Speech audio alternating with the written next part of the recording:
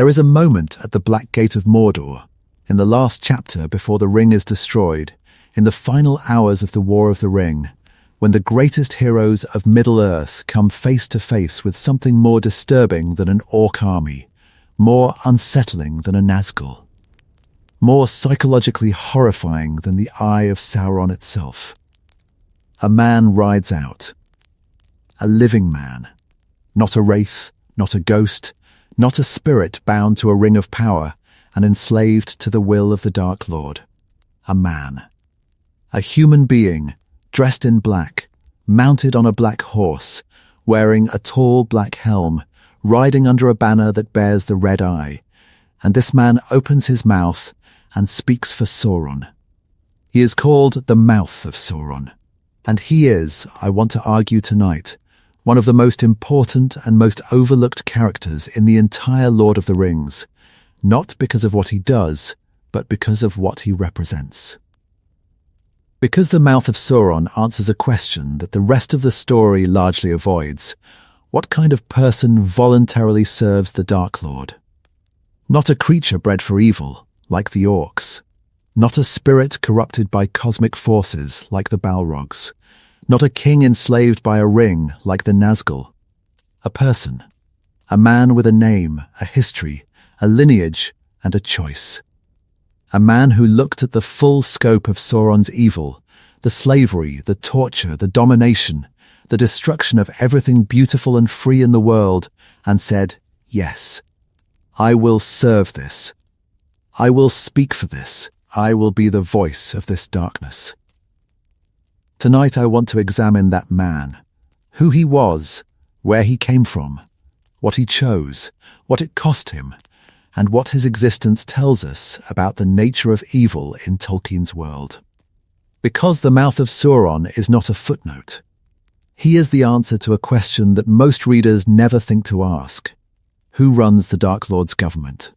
Who does the paperwork of evil? Who sits across the table from you and negotiates on behalf of the end of the world? Stay with me. This is a story about the man who forgot his own name. A story about a human being who walked into the shadow and never came back. A story about the most disturbing villain in the Lord of the Rings, not because of what he could do, but because of what he chose to do. And because of what the choice tells us about the darkness that lives inside the human capacity for service. This is the story of the Mouth of Sauron. Part 1. The Black Gate opens. Let me set the scene. Because the context matters, the specific, precise, carefully constructed context in which the Mouth of Sauron appears, and the context makes his appearance 10 times more disturbing than it would be in isolation. It is March 25 of the year 3019 of the Third Age. The army of the West, 7,000 men, led by Aragorn and Gandalf, accompanied by the remaining members of the Fellowship, has marched to the Black Gate of Mordor. The Morannon, the great gate that bars the entrance to Sauron's kingdom, the iron teeth of the Dark Lord's domain, the threshold between the free world and the enslaved. The army is a diversion. Everyone present knows it. The 7,000 soldiers are not here to conquer Mordor. They are here to draw Sauron's attention, to make the Dark Lord believe that the army of the West is making a direct assault on his fortress, so that Sauron will empty his lands of defenders and leave the path open for Frodo and Sam, who are at this moment crawling through the ash wastes of Gorgoroth, carrying the ring toward Mount Doom. The army is a sacrifice. The soldiers know they are going to die. The captains know the battle cannot be won. The plan, Gandalf's plan, Aragorn's plan, the desperate last hope plan of beings who have no other options, is to buy time with their lives and to hope that the time is enough for the hobbits to reach the fire. And the army stands before the gate. And the gate opens, and instead of an army, instead of the overwhelming horde that everyone expects, a single rider comes out. A man, on a black horse, under a red banner. The Mouth of Sauron. Part 2. The Living Man. Tolkien is very careful about the description. He wants us to understand immediately and unmistakably what we are looking at. The rider was robed all in black, and black was his lofty helm. Yet this was no ringwraith, but a living man. That line is precise. Tolkien could have left the description ambiguous. He could have let the reader wonder whether this was a Nazgul or something else. But he specifies, this is a living man, a human being. Flesh and blood and bone and breath. Sitting on a horse, wearing the livery of the Dark Lord, speaking with a voice that belongs to a mortal throat. The specification matters because the Nazgul are, in a sense, excusable. The 9 kings who became the Ringwraiths were enslaved. They were given rings of power by Sauron, and the rings consumed them, and they were drawn into the shadow against their will, or at least against the will that remained to them after the rings had done their work. The Nazgul are victims as well as villains. Their service to Sauron was not a free choice. It was a trap. The Mouth of Sauron is not trapped. He is not enslaved. He is not wearing a ring of power. He is not being controlled by any external force. He is a volunteer. A willing, enthusiastic, freely choosing servant of the Dark Lord who has risen to the highest position available to a mortal being in Sauron's hierarchy. The lieutenant of the Tower of Barad-dûchta, the being who speaks with Sauron's authority, who negotiates on Sauron's behalf, who serves as the public face of the most destructive force in Middle-earth. A living man chose this. That is the horror. Not the black robes or the tall helm or the banner of the red eye.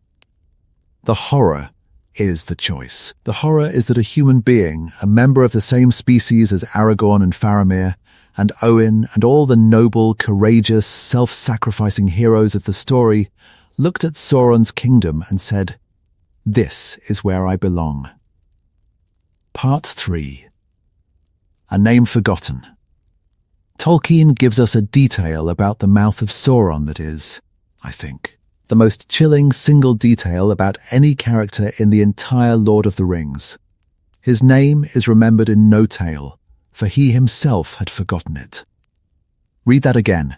His name is remembered in no tale, for he himself had forgotten it.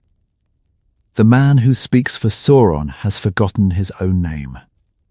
Not lost it in the way that an old person might forget a detail from long ago. Forgotten it in the way that a person forgets something that no longer matters. Discarded it. Abandoned it. Let it fall away like a piece of clothing that no longer fits.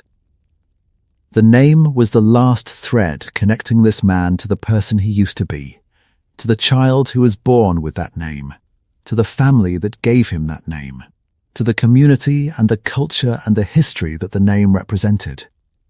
The name was the identifier, the marker, the thing that said, you are this person, from this place, with this history, with these connections to other people who know you and call you by this word.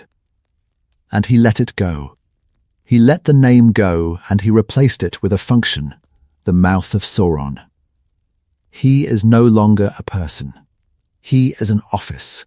He is a role.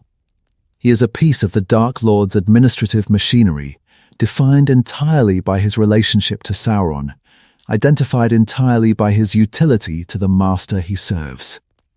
The forgetting of the name is, I think, Tolkien's most compact and most devastating description of what service to evil does to a person. Evil does not merely corrupt your actions. It does not merely twist your values or darken your heart. It erases you. It removes the specific, individual, unique human identity that makes you a person rather than a tool. The Mouth of Sauron is not a person who serves Sauron.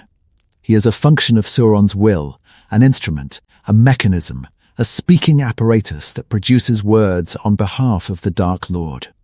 The man is gone. The mouth remains. Part 4. The Black Númenóreans. Where did this man come from?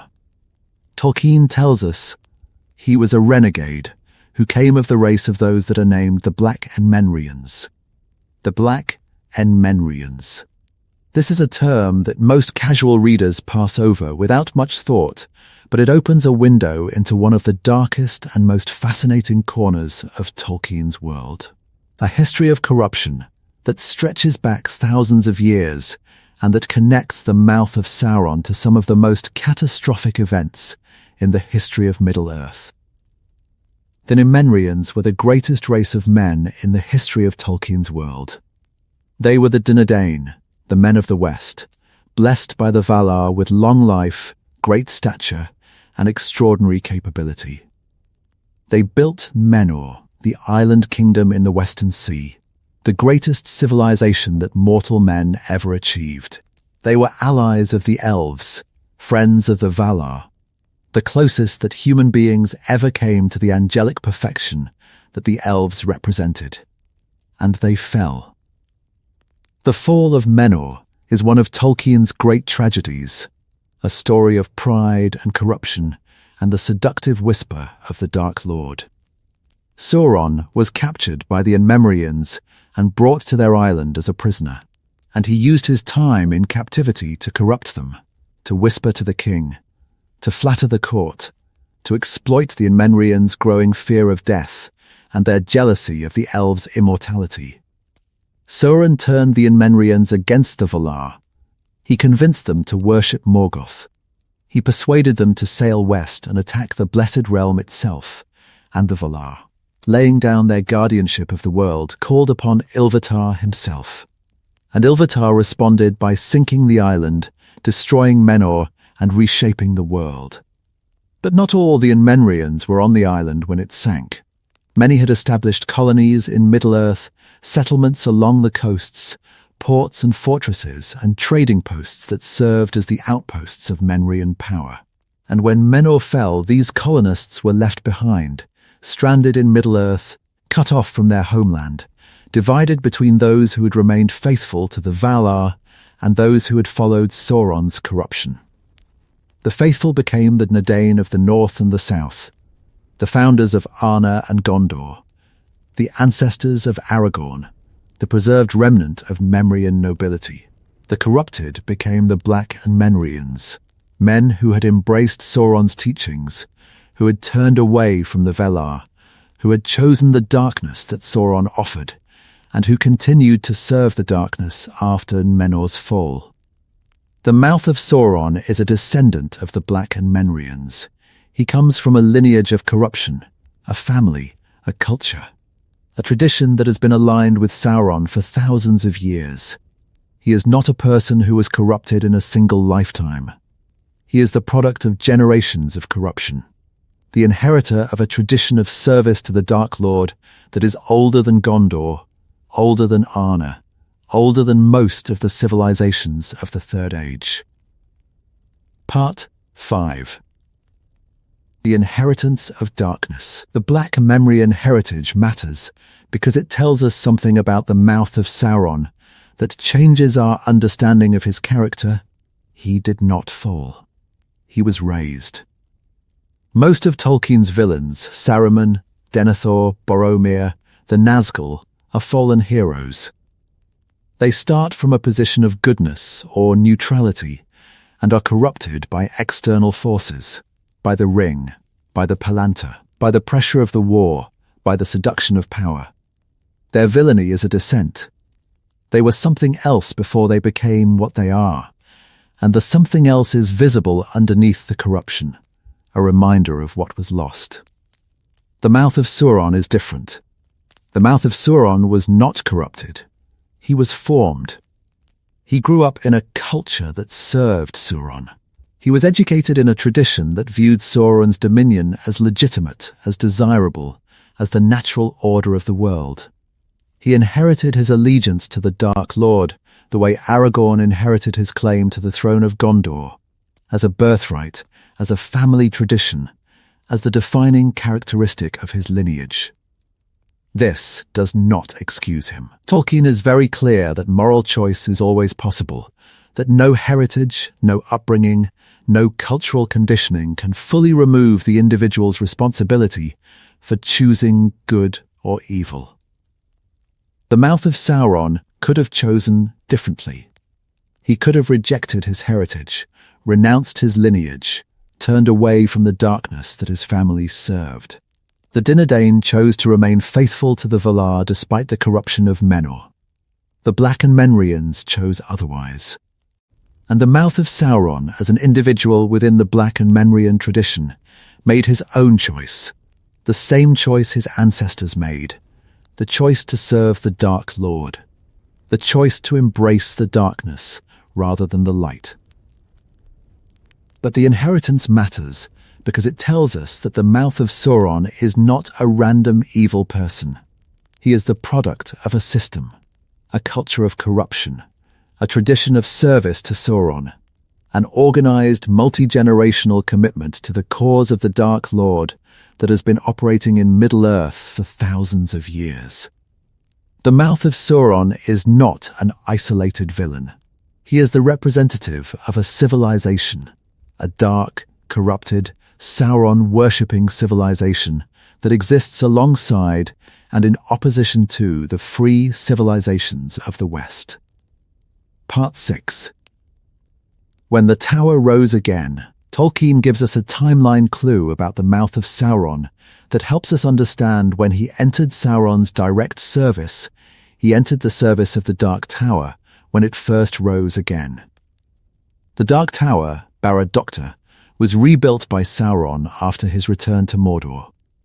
Sauron had been driven from Dol Guldur in 2941 of the Third Age by the White Council, and he returned to Mordor.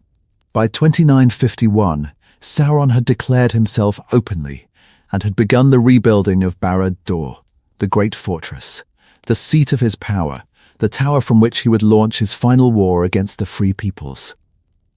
The Mouth of Sauron entered Sauron's service around this time, around 2951, give or take a few years.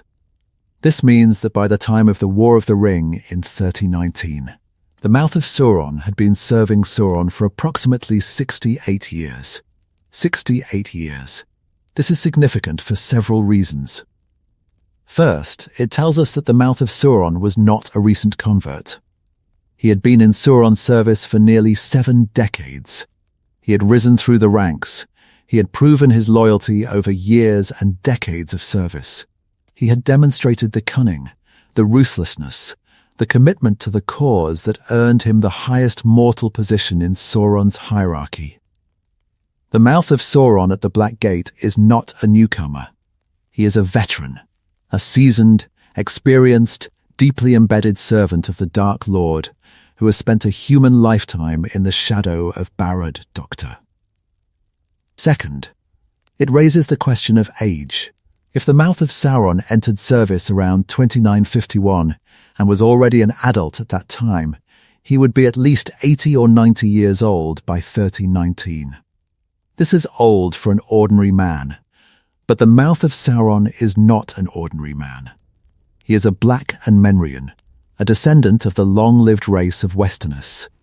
The Menrians were blessed with lifespans far beyond those of ordinary men. The kings of Menor lived for centuries, and even the diminished Dunedain of the Third Age lived significantly longer than other men. A Black and Menrian of noble lineage could plausibly live for 200 years or more, which means that the Mouth of Sauron at the Black Gate could be anywhere from 80 to several hundred years old. And third, it tells us that the Mouth of Sauron's service to the Dark Lord predates the War of the Ring by decades.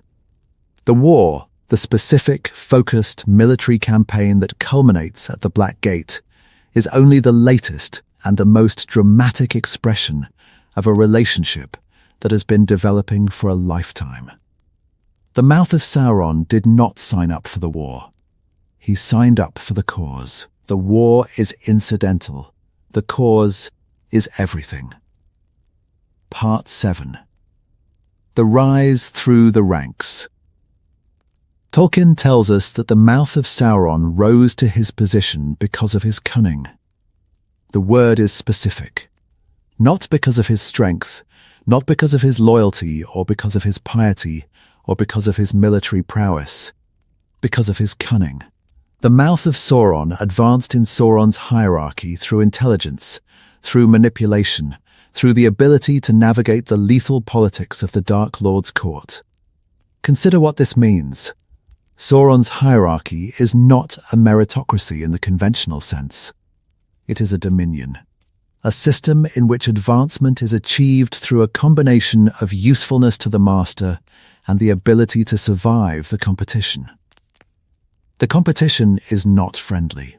The competitors are orcs, trolls, Nazgul, sorcerers, and other beings who have risen through Sauron's ranks by being the most vicious, the most ruthless, and the most useful. The Mouth of Sauron climbed past all of them, past the orc chieftains, past the lesser sorcerers, past the warlords and the commanders and the administrators of Mordor's war machine, and reached the top. A living man. In a hierarchy dominated by wraiths and monsters, a mortal human being operating in an environment designed for beings of supernatural power and supernatural cruelty, and not merely surviving but thriving, rising to the rank of lieutenant, becoming Sauron's chief representative, occupying a position that places him second only to the Nazgul in the Dark Lord's estimation, and above them in the specific function of public diplomacy. The Rise tells us that the Mouth of Sauron is extraordinarily capable. He is not a figurehead. He is not a puppet placed in position by Sauron to serve as a convenient mouthpiece. He earned his position through decades of political navigation, through the demonstration of abilities that Sauron valued, through the cultivation of a skill set that made him indispensable to the Dark Lord's operations. And what abilities does Sauron value? Tolkien tells us two: cunning and sorcery. The Mouth of Sauron is smart, and he is a practitioner of dark arts. He is both a political operator and a wielder of supernatural power, a combination that makes him uniquely useful in Sauron's service, capable of handling both the practical administration of the Dark Lord's domain and the magical operations that the administration requires. Part 8. The Sorcery. He learned great sorcery. This phrase deserves attention, because it tells us something about the Mouth of Sauron that is easy to overlook. He is a sorcerer, a practitioner of magic, a wielder of supernatural power. What kind of sorcery? Tolkien does not specify, but we can infer from the context. The sorcery of Mordor, the dark arts practiced in Sauron's domain, is rooted in domination. Sauron's own power is the power of control, the ability to bend wills, to command obedience, to impose his purpose on other beings. The sorcery that the Mouth of Sauron learned would have been a version of this power.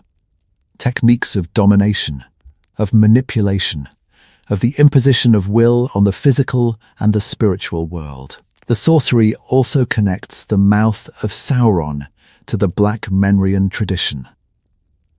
The Black Menrians were known for their sorcery. They were the men who had been taught by Sauron in Menor, who had learned the dark arts from the Dark Lord himself, who had carried that knowledge with them into their exile in Middle-earth. The sorcery that the Mouth of Sauron practices is part of his inheritance, a family tradition, a cultural knowledge, a set of techniques and principles that have been passed down through the Black and Menrian lineage for thousands of years.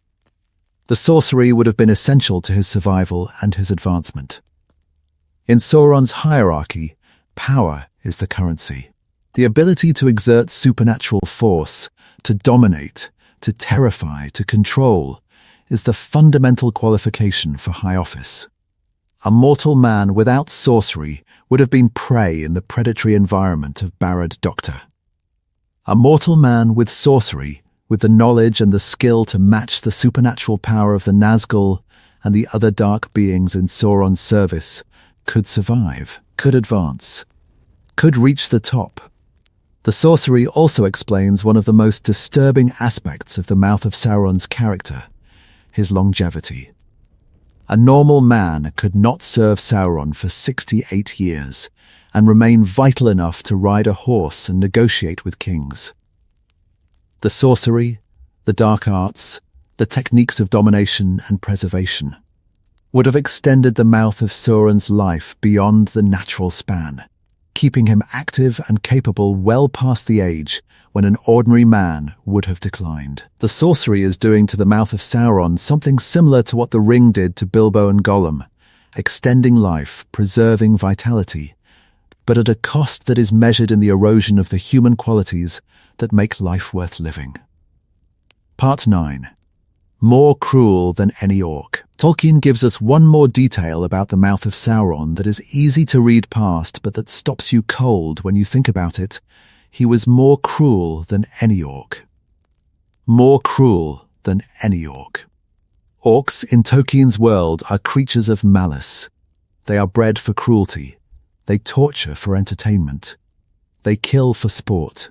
They are described consistently and emphatically as the most gratuitously cruel beings in Middle-earth, creatures whose essential nature is oriented toward the infliction of pain and the enjoyment of suffering. And the Mouth of Sauron is more cruel than any of them. This is a staggering claim. It means that a living man, a being who was born with the capacity for kindness, who was raised in a culture, who had the biological and psychological capacity for empathy and compassion that is part of the human endowment, has exceeded the cruelty of creatures who are essentially cruelty incarnate. How? How does a man become more cruel than an orc? The answer, I think, lies in the nature of human cruelty versus orcish cruelty. Orcs are cruel by instinct. Their cruelty is simple, direct, physical.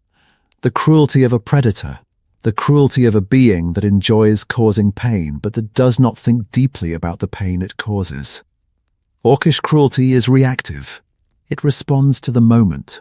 It is the cruelty of the torturer who enjoys the screaming but who does not plan the torture 3 moves ahead. Human cruelty is different. Human cruelty is deliberate. Human cruelty is strategic. Human cruelty thinks, plans, calculates, anticipates, designs the suffering in advance and refines it through experience. Human cruelty understands its victims in a way that orcish cruelty cannot, because human intelligence allows the torturer to model the victim's mind, to predict the victim's reactions, to identify the specific, individual, personalized form of suffering that will cause the maximum distress. The Mouth of Sauron is more cruel than any orc because he brings human intelligence to the practice of cruelty. He can be cruel in ways that orcs cannot imagine, sophisticated ways, psychological ways, ways that exploit the victim's own thoughts and feelings and memories and relationships. He can be cruel with words as well as weapons. He can be cruel with knowledge. He can be cruel with the specific, targeted, meticulously crafted cruelty that only a being with a human mind and a human understanding of human suffering can achieve. This is what the Black Gate scene demonstrates. The Mouth of Sauron does not threaten Aragorn with physical violence. He threatens him with knowledge, with the mithril coat and the elvish cloak that prove that Frodo has been captured, that the quest has failed, that everything the army of the West has fought and suffered for is lost. The cruelty is psychological. The weapon is information.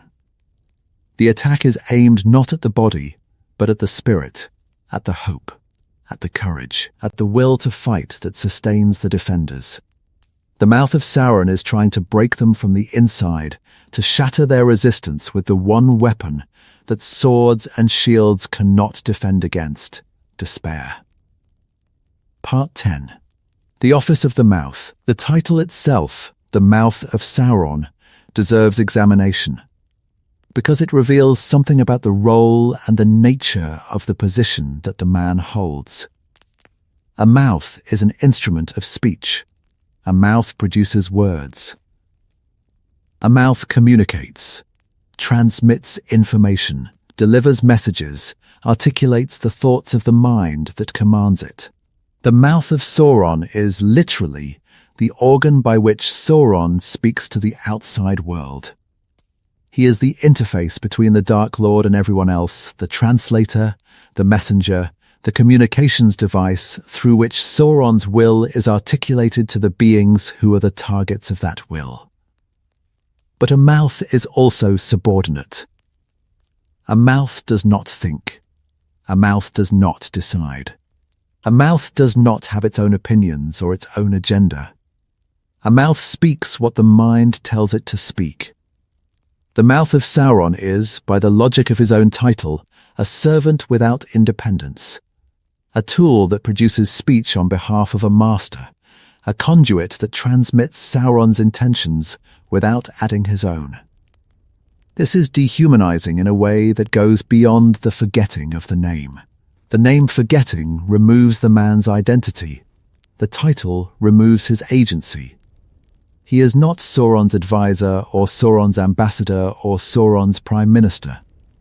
He is Sauron's mouth, a body part, an organ, a piece of Sauron's anatomy rather than a separate being in his own right. The title tells us that the Mouth of Sauron has been absorbed into Sauron, has become an extension of the Dark Lord rather than an independent being who serves the Dark Lord. The man has not merely entered Sauron's service, he has entered Sauron's body. He has become a part of Sauron, the speaking part, the part that faces the world, the part that produces the words that the Dark Lord wants the world to hear. The title is a form of annihilation. The man who bore a name, who was a separate person with a separate identity, with connections to family and culture and place, has been reduced to a function. He is Sauron's mouth. He is nothing else. The rest of him, the person, the individual, the human being, has been consumed by the role, swallowed by the office, annihilated by the service that was supposed to elevate him.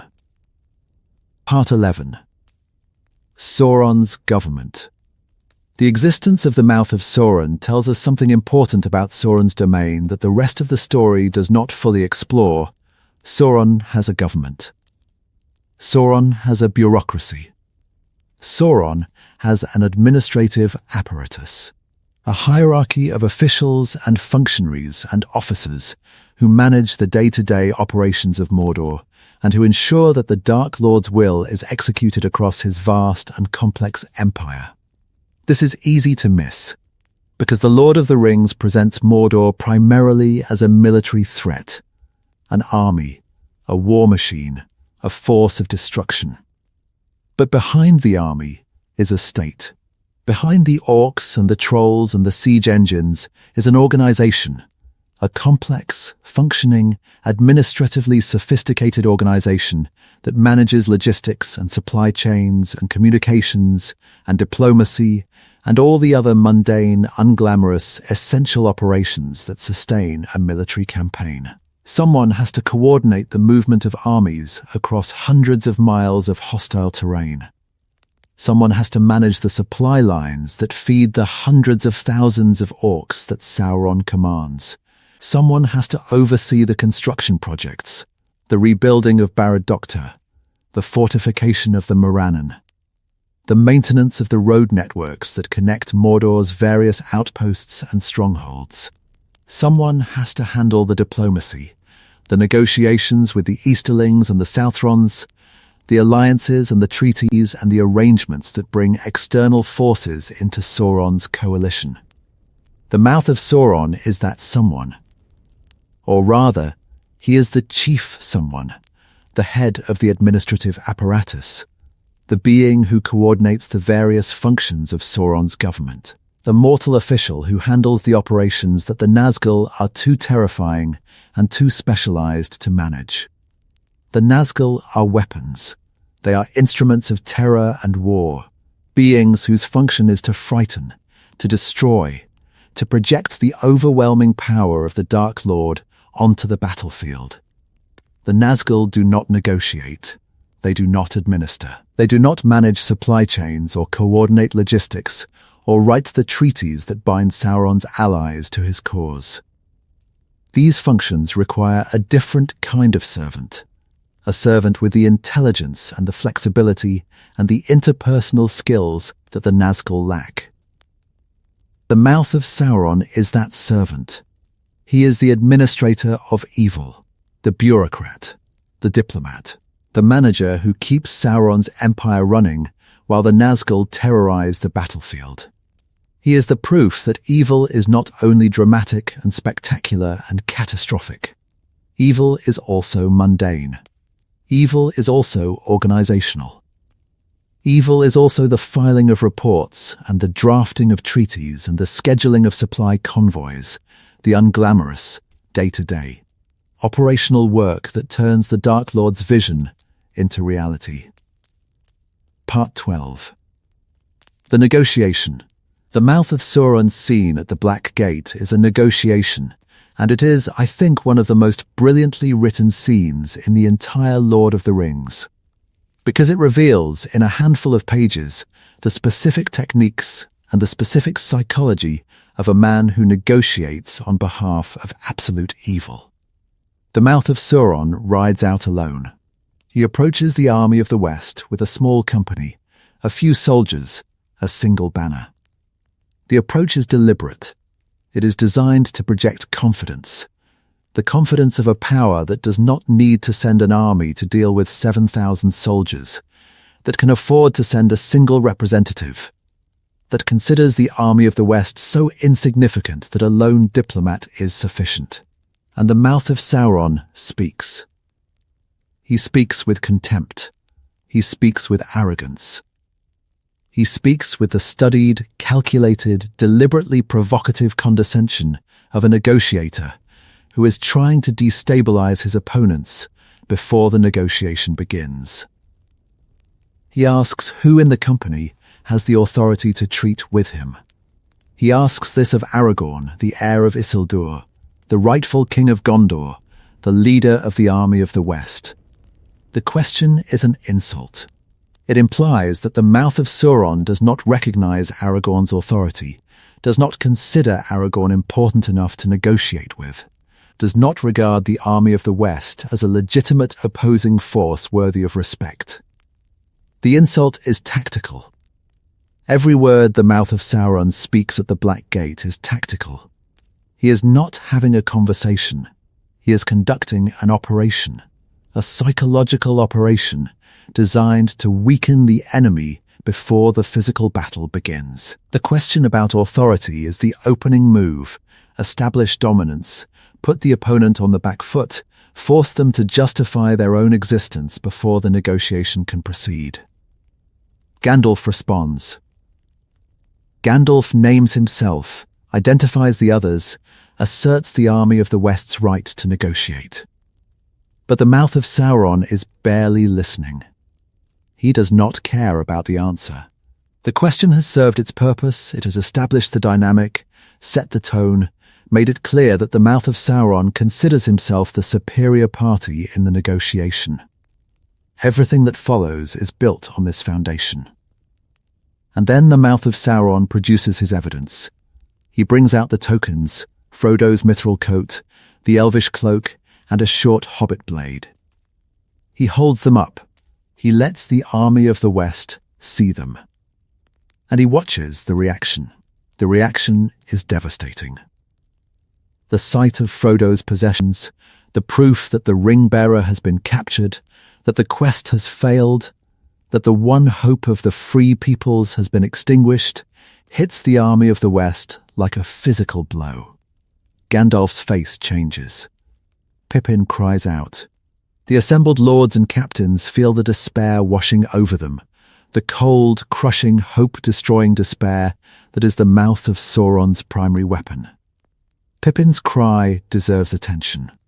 This is a hobbit, a small, young, comparatively innocent being who has crossed Middle-earth and fought in battles and witnessed horrors that no hobbit was ever meant to witness. And Pippin sees his cousin's belongings in the hands of the enemy, and the cry that escapes him is the cry of a person whose world has just collapsed. Frodo is captured. Frodo is being tortured. Frodo, beloved Frodo, gentle Frodo, the cousin who was like a brother, is in the hands of the Dark Lord, and there is nothing in the world that Pippin can do about it. The Mouth of Sauron hears the cry, and the Mouth of Sauron is pleased by the cry. The cry is evidence that the weapon is working, that the tokens are producing the intended effect, that the defenders are breaking, that the despair is spreading through the ranks like a contagion. Every cry of anguish from the army of the West is a victory for the Mouth of Sauron, a confirmation that his professional skills are functioning, that his strategic design is sound, that the years he has spent perfecting the art of psychological destruction are paying dividends. This is what he does. This is what he is for. The Mouth of Sauron is not a warrior. He is a weapon of psychological warfare, a being whose function is to break the enemy's will before the battle begins, to shatter their courage with information, to use the tools of diplomacy and communication as instruments of destruction. Part 13. The Tokens. The tokens deserve closer examination, because they tell us something about Sauron's intelligence operations, and about the specific chilling competence of the being who manages those operations. Frodo's mithril coat. Sauron's forces captured the mithril coat when they captured Frodo at Cirith Ungol, when the orcs of Minas Morgul and the orcs of the Tower of Cirith Ungol found Frodo after Shelob's attack. The mithril coat was taken from Frodo and eventually sent to Barad-dûr as evidence of the captured spy. A short sword, a hobbit blade, also taken from Frodo, or rather, from the hobbit's belongings that the orcs stripped from Frodo's unconscious body. It was a small blade, hobbit-sized, and its presence in the spy's equipment was noted. The Elvish Cloak. A cloak of Lothlorien, given to the hobbits by Galadriel. Another piece of evidence linking the captured spy to the elves. The Mouth of Sauron brings these items to the Black Gate not as trophies, but as leverage. He presents them with calculated precision, showing each item, letting the army of the West recognize each item, letting the implications sink in before he speaks. The presentation is a performance, a carefully staged, deliberately paced display of evidence designed to produce maximum psychological impact. And the presentation reveals something about Sauron's intelligence apparatus that is, I think, deeply unsettling. Sauron knows who his enemies are. Sauron knows that Frodo was carrying a mission. Sauron knows that the army of the West is connected to the captured spy. Sauron knows enough about the situation to use the captured items as leverage in a negotiation.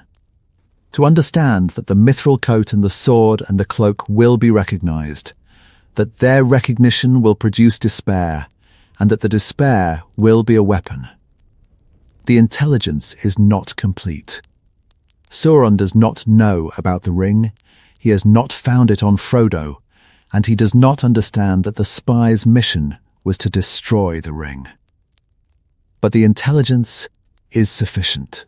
Sauron knows enough to use what he has captured as a tool of psychological warfare, and the Mouth of Sauron is the being who wields that tool.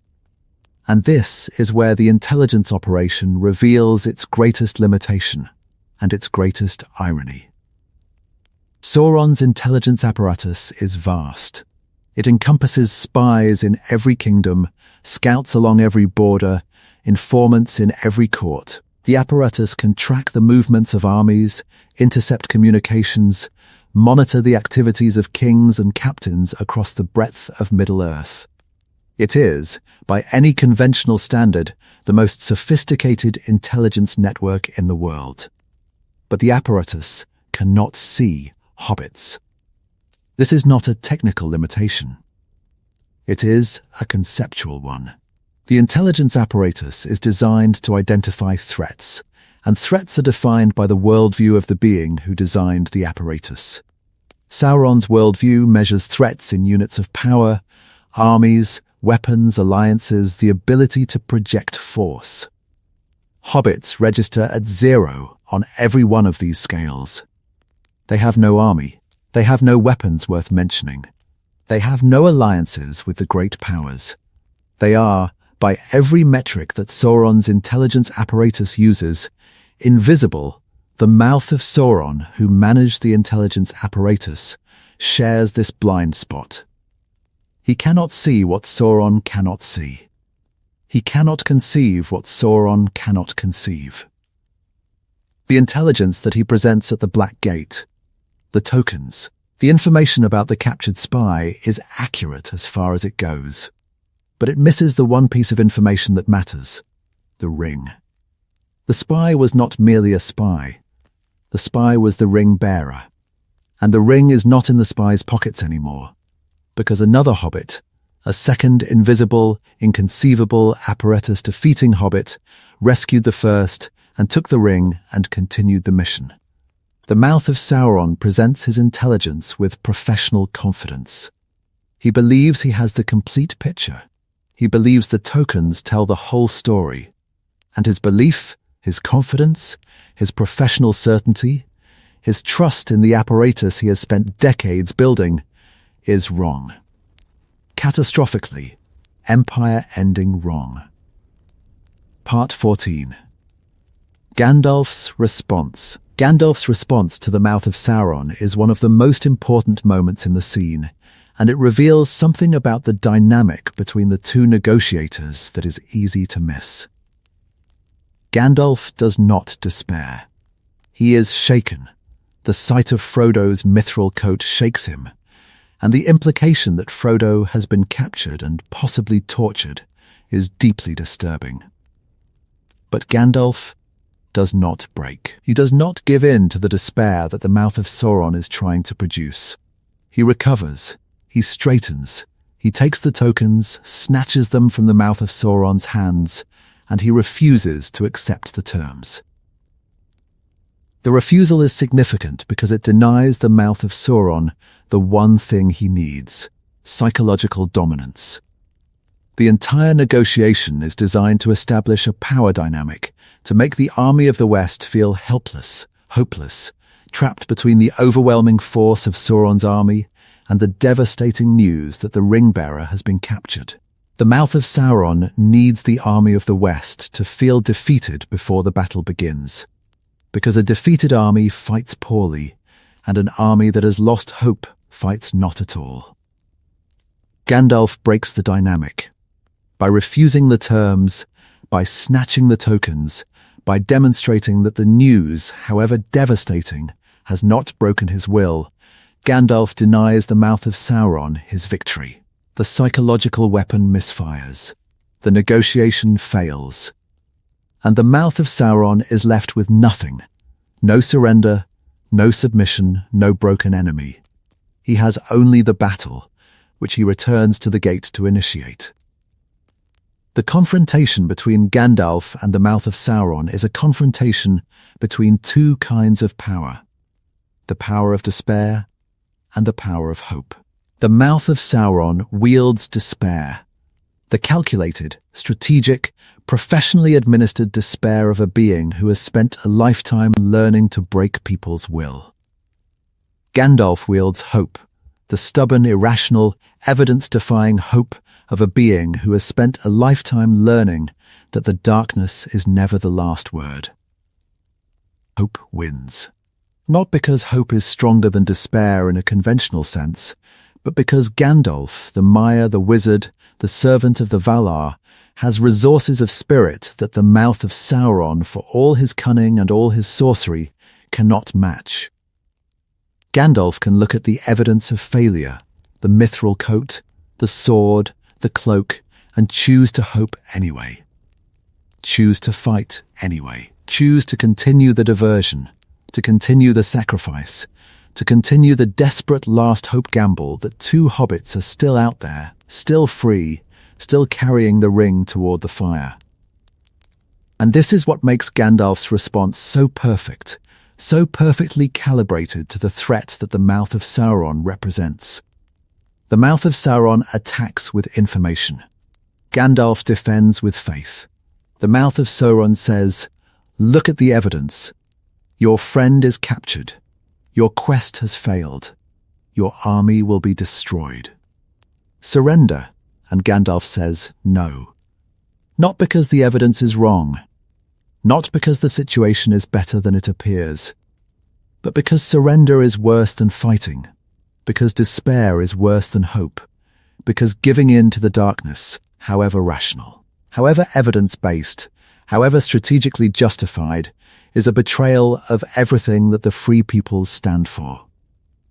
Gandalf's defiance at the Black Gate is a moral act, not a strategic act. Gandalf does not refuse the terms because he has a secret plan. He refuses them because refusing them is right. Because capitulation to evil is wrong regardless of the odds. Because the willingness to fight a hopeless battle is the definition of courage.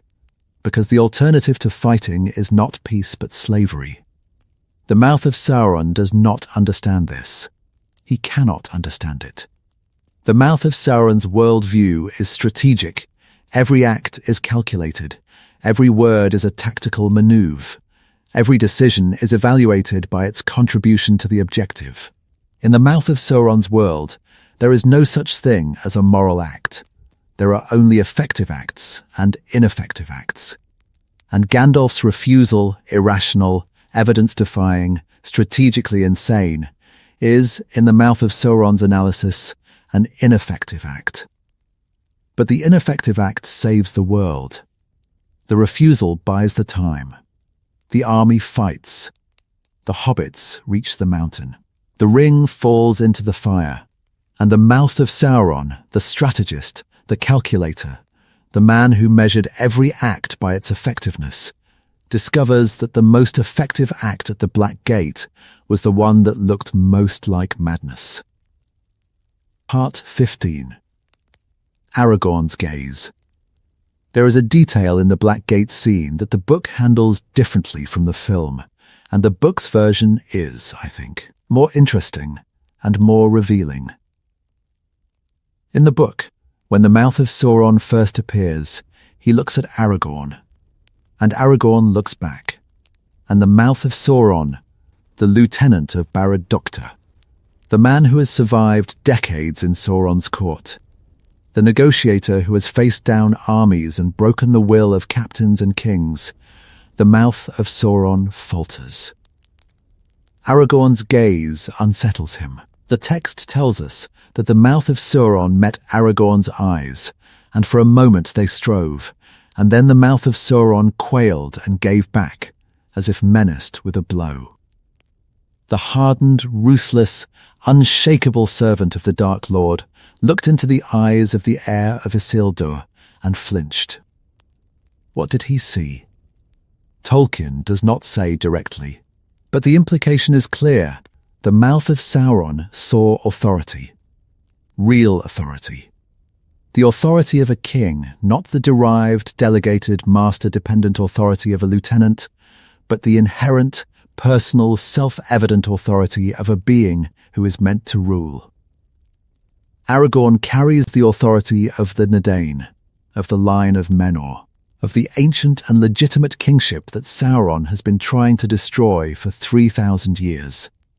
And the Mouth of Sauron, a black Númenórean, a descendant of the same race, a man who inherited a corrupted version of the same bloodline, recognizes it. The wavering is the crack. It is the moment when the Mouth of Sauron's carefully constructed persona, the mask of arrogance, the armor of contempt, the projected confidence of a man who represents overwhelming power, slips, and the person underneath is briefly visible.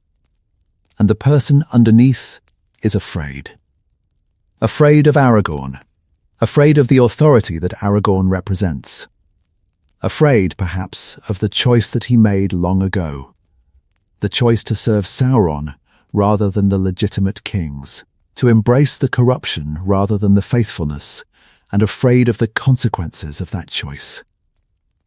The wavering lasts a moment. The Mouth of Sauron recovers. He reasserts his arrogance, his contempt, his professional negotiator's mask.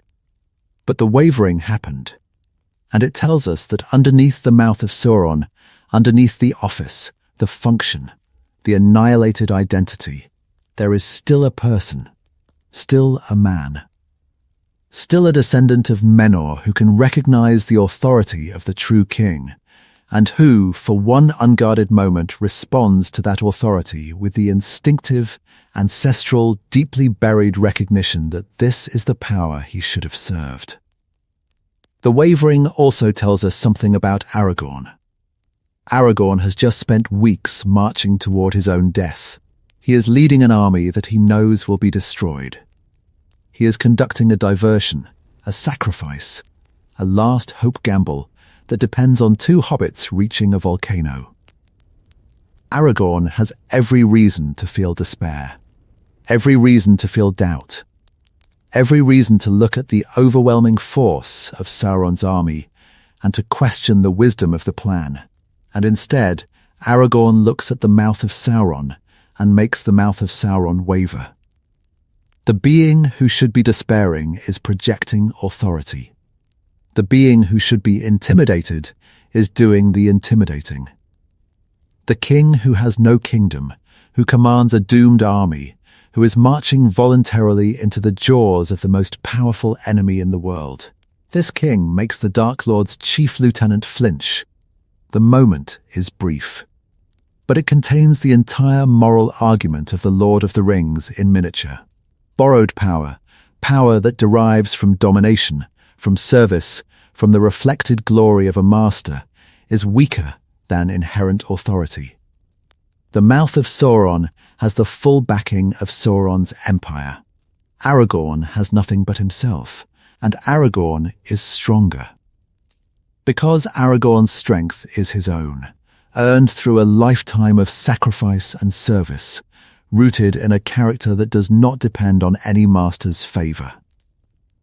The Mouth of Sauron's strength is Sauron's, and Sauron's strength, for all its vastness, is the strength of a being who has poured his own power into an object that is, at this very moment, being carried toward a fire by two hobbits. Part 16. The terms. The terms that the Mouth of Sauron offers are, in themselves, a revelation of Sauron's strategic thinking, and of the specific way in which the Dark Lord uses diplomacy as a weapon. The terms are outrageous. The Mouth of Sauron demands the complete surrender of Gondor and all the lands west of the Anduin. He demands that the people of Gondor become Sauron's vassals, subjects of the Dark Lord, bound to serve his will, stripped of their independence and their sovereignty. He demands, in effect, the end of the free world. The terms are not meant to be accepted. This is important. Sauron does not expect the army of the West to surrender. He does not expect Gandalf and Aragorn to agree to these terms. The terms are not a genuine offer of peace.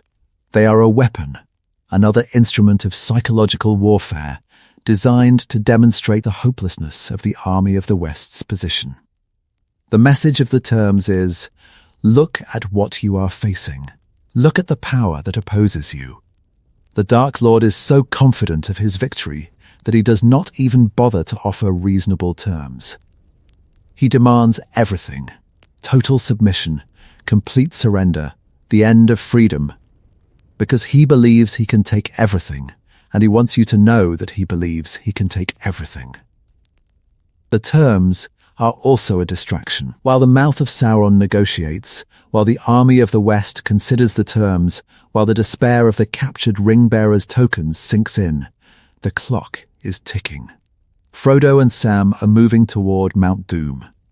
Every minute that the negotiation buys, every moment that Sauron's attention is focused on the Black Gate rather than on the interior of Mordor, is a minute closer to the destruction of the ring. The Mouth of Sauron does not know this.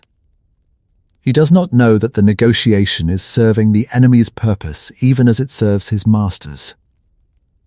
He does not know that the delay he is creating, the time he is consuming with his performance, his presentation, his carefully staged display of power, is the delay that the free peoples need. The irony is exquisite. The Mouth of Sauron, the Dark Lord's most capable servant, is unwittingly contributing to the Dark Lord's defeat. Part 17. The Laugh. The Mouth of Sauron laughs. When Gandalf rejects the terms, when the negotiation fails and the battle becomes inevitable, the Mouth of Sauron laughs. And the laugh is important, because it tells us something about the man that the negotiation itself does not. The laugh is confident. It is the laugh of a man who believes that his side will win. The rejection of the terms does not worry the Mouth of Sauron. He expected the rejection.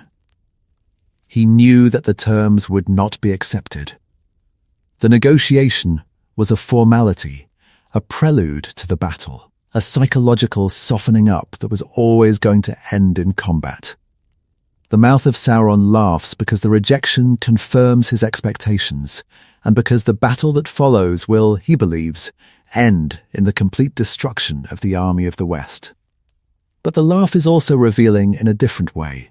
The laugh is the laugh of a man who enjoys his work. The Mouth of Sauron is not a reluctant servant. He is not a conflicted person trapped in a system he despises. He takes pleasure in the negotiation. He takes pleasure in the display of the tokens, in the watching of the despair, in the careful, professional, expert administration of hopelessness to the defenders. He enjoys this, the cruelty that Tolkien describes, the cruelty that exceeds the cruelty of orcs, is visible in the laugh. The Mouth of Sauron is having a good time. This is perhaps the most disturbing thing about the character. The orcs are cruel because cruelty is their nature. They are bred for it. They do not choose it any more than a wolf chooses to hunt. But the Mouth of Sauron chooses his cruelty. He cultivates it, he refines it, he enjoys it. He takes the capacity for empathy that every human being possesses, the capacity to understand another person's suffering, and he uses it not to alleviate suffering, but to increase it, to perfect it, to craft it into an art form. The Mouth of Sauron is a connoisseur of cruelty, and the laugh is the sound of a man who loves his work.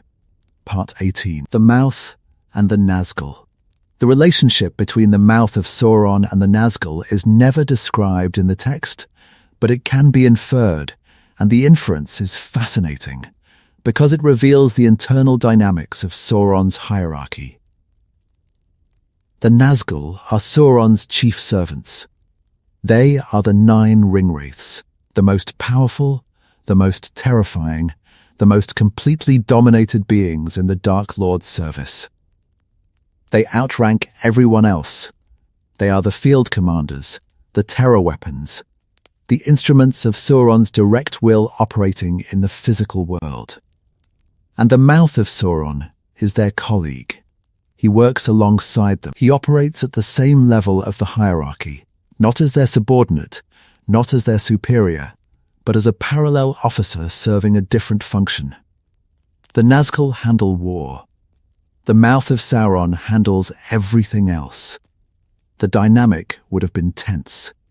The Nazgul are consumed by the ring, by the rings they wear, by the one ring they serve, by the will of Sauron that flows through them. They are not thinking beings in the conventional sense. They are instruments, directed, controlled, pointed at targets by the Master's will. They do not have opinions. They do not have preferences. They do not have the kind of independent judgment that political navigation and administrative management require. The Mouth of Sauron has all of these things. He thinks. He judges. He forms opinions and makes decisions and navigates the complex political landscape of Sauron's court with the independence and the flexibility that the Nazgul lack. He is, in a sense, the thinking part of Sauron's government, the component that provides the cognitive functions that the Nazgul, for all their supernatural power, cannot supply. The division of labor is revealing. The Nazgul are specialists in fear, in terror, in the projection of overwhelming dread. They are pointed at enemies and released. They do not negotiate. They do not manage. They do not sit in meetings and discuss logistics. They are weapons, and weapons do not have opinions. The Mouth of Sauron is a generalist, a being who can handle whatever the situation demands, who can shift from logistics to diplomacy, to intelligence analysis, to strategic planning as the need arises.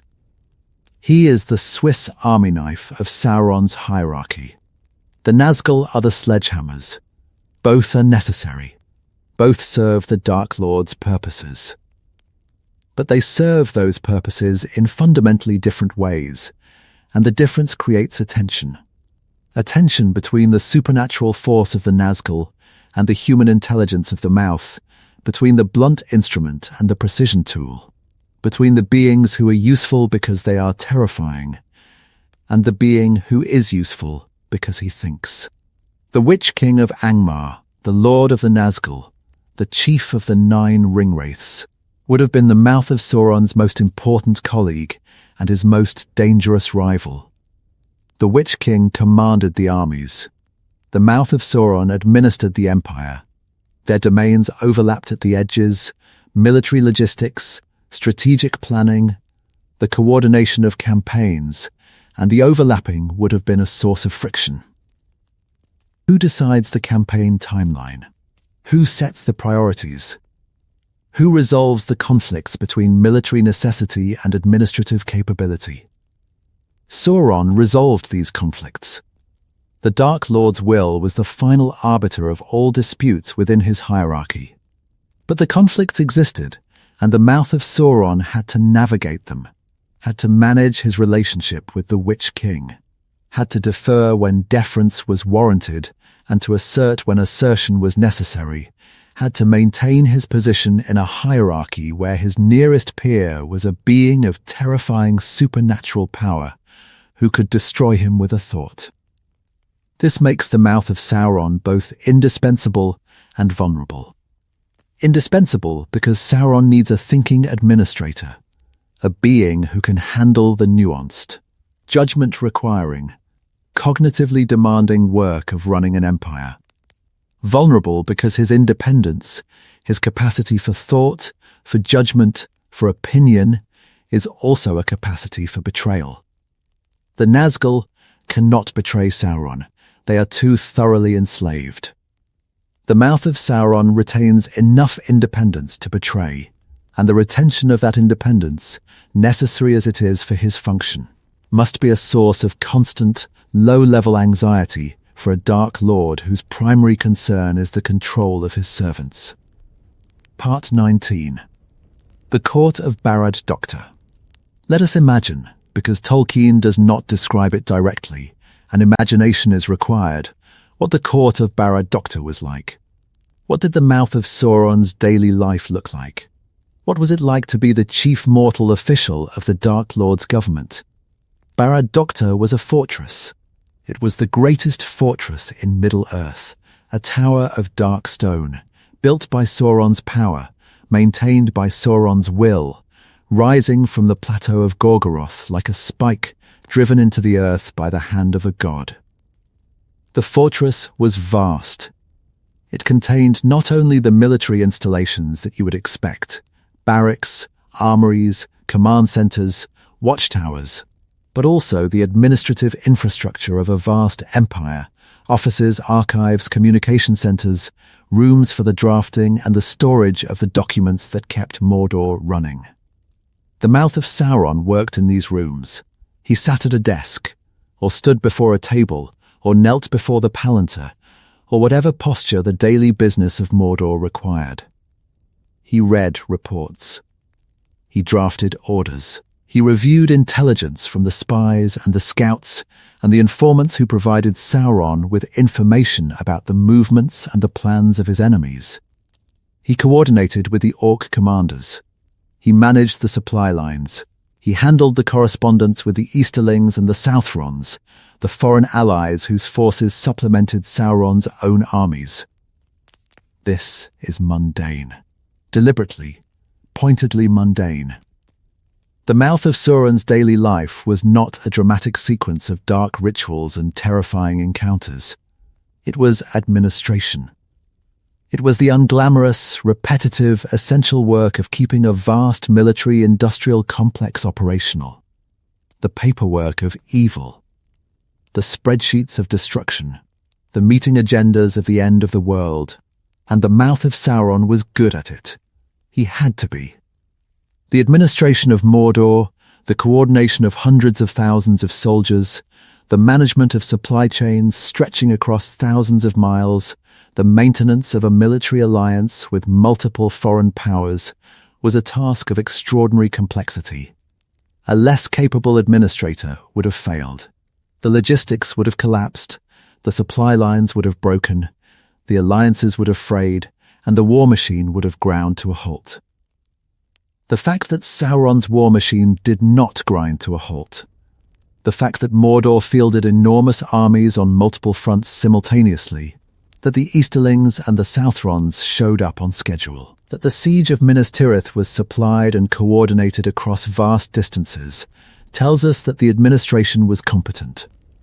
And the competence of the administration is in large part the competence of the Mouth of Sauron. Consider the scope of the operation that someone, and the Mouth of Sauron is the most likely someone, had to coordinate. On the Western Front, the siege of Minas Tirith, involving tens of thousands of orcs, Easterlings, Southrons, trolls, Haradrim with their war elephants, corsairs sailing up the Anduin. On the Northern Front, attacks on Dale and the Lonely Mountain, requiring a separate army, a separate supply chain, a separate command structure. On the Eastern and Southern fronts, the coordination of the Easterling kingdoms and the Haradrim tribes, each with their own languages, their own military traditions, their own political sensitivities that had to be managed. Simultaneous operations on multiple fronts, involving forces drawn from dozens of different cultures and speaking dozens of different languages. Deployed across a territory that spans thousands of miles, this is a logistical challenge that would tax the most sophisticated modern military. Someone organized it. Someone coordinated the timetables, managed the supply lines, negotiated the inter-allied agreements, resolved the disputes between competing orc clans and between the orc commanders and the human allied forces. That someone was the Mouth of Sauron, and the fact that the operations proceeded as smoothly as they did is a testament to his extraordinary administrative capability. Part 20. The view from Barad Doctor. What did the Mouth of Sauron see from the windows of Barad Doctor? What was the view from the seat of absolute power? He saw Gorgoroth, the great plateau of Mordor, the ash-covered, volcano-shadowed, poisoned landscape that was the heartland of Sauron's domain. He saw the smoke of Mount Doom, the volcano that burned with the fires in which the ring was forged, the mountain whose eruptions lit the sky with red and filled the air with fume. He saw the armies, the vast encampments of orcs, the marching columns, the siege equipment, the war-making apparatus that was the visible expression of Sauron's will. And he saw the Eye. The Mouth of Sauron would have been closer to the Eye of Sauron than almost any other being in Middle-earth. Closer than the Nazgul, closer than the Orc commanders, closer than anyone except Sauron's most intimate servants. The Mouth of Sauron lived in the shadow of the Eye. He worked under its gaze. He carried out his duties with the knowledge that the Dark Lord was watching, always aware, always ready to correct or to punish or to redirect. Living under the eye would have been a specific kind of psychological experience, a form of surveillance so complete and so inescapable that it would shape every thought, every action, every word. The mouth of Sauron could not lie to his master. He could not conceal his intentions. He could not harbor secret doubts or private reservations or hidden agendas. The eye saw everything. The eye knew everything. The eye was the ultimate surveillance apparatus, and the mouth of Sauron was its most watched subject. The surveillance would have been both a constraint and a protection. A constraint because it eliminated privacy, eliminated autonomy, eliminated the ability to have an inner life that was separate from the demands of service. A protection because it eliminated competition. No rival could conspire against the mouth of Sauron without the eye detecting the conspiracy, and no subordinate could betray him without the eye observing the betrayal. The mouth of Sauron lived in a panopticon, a system of total surveillance in which the watched cannot see the watcher, but the watcher can see everything. And the mouth of Sauron had adapted to this system. He had learned to function within it.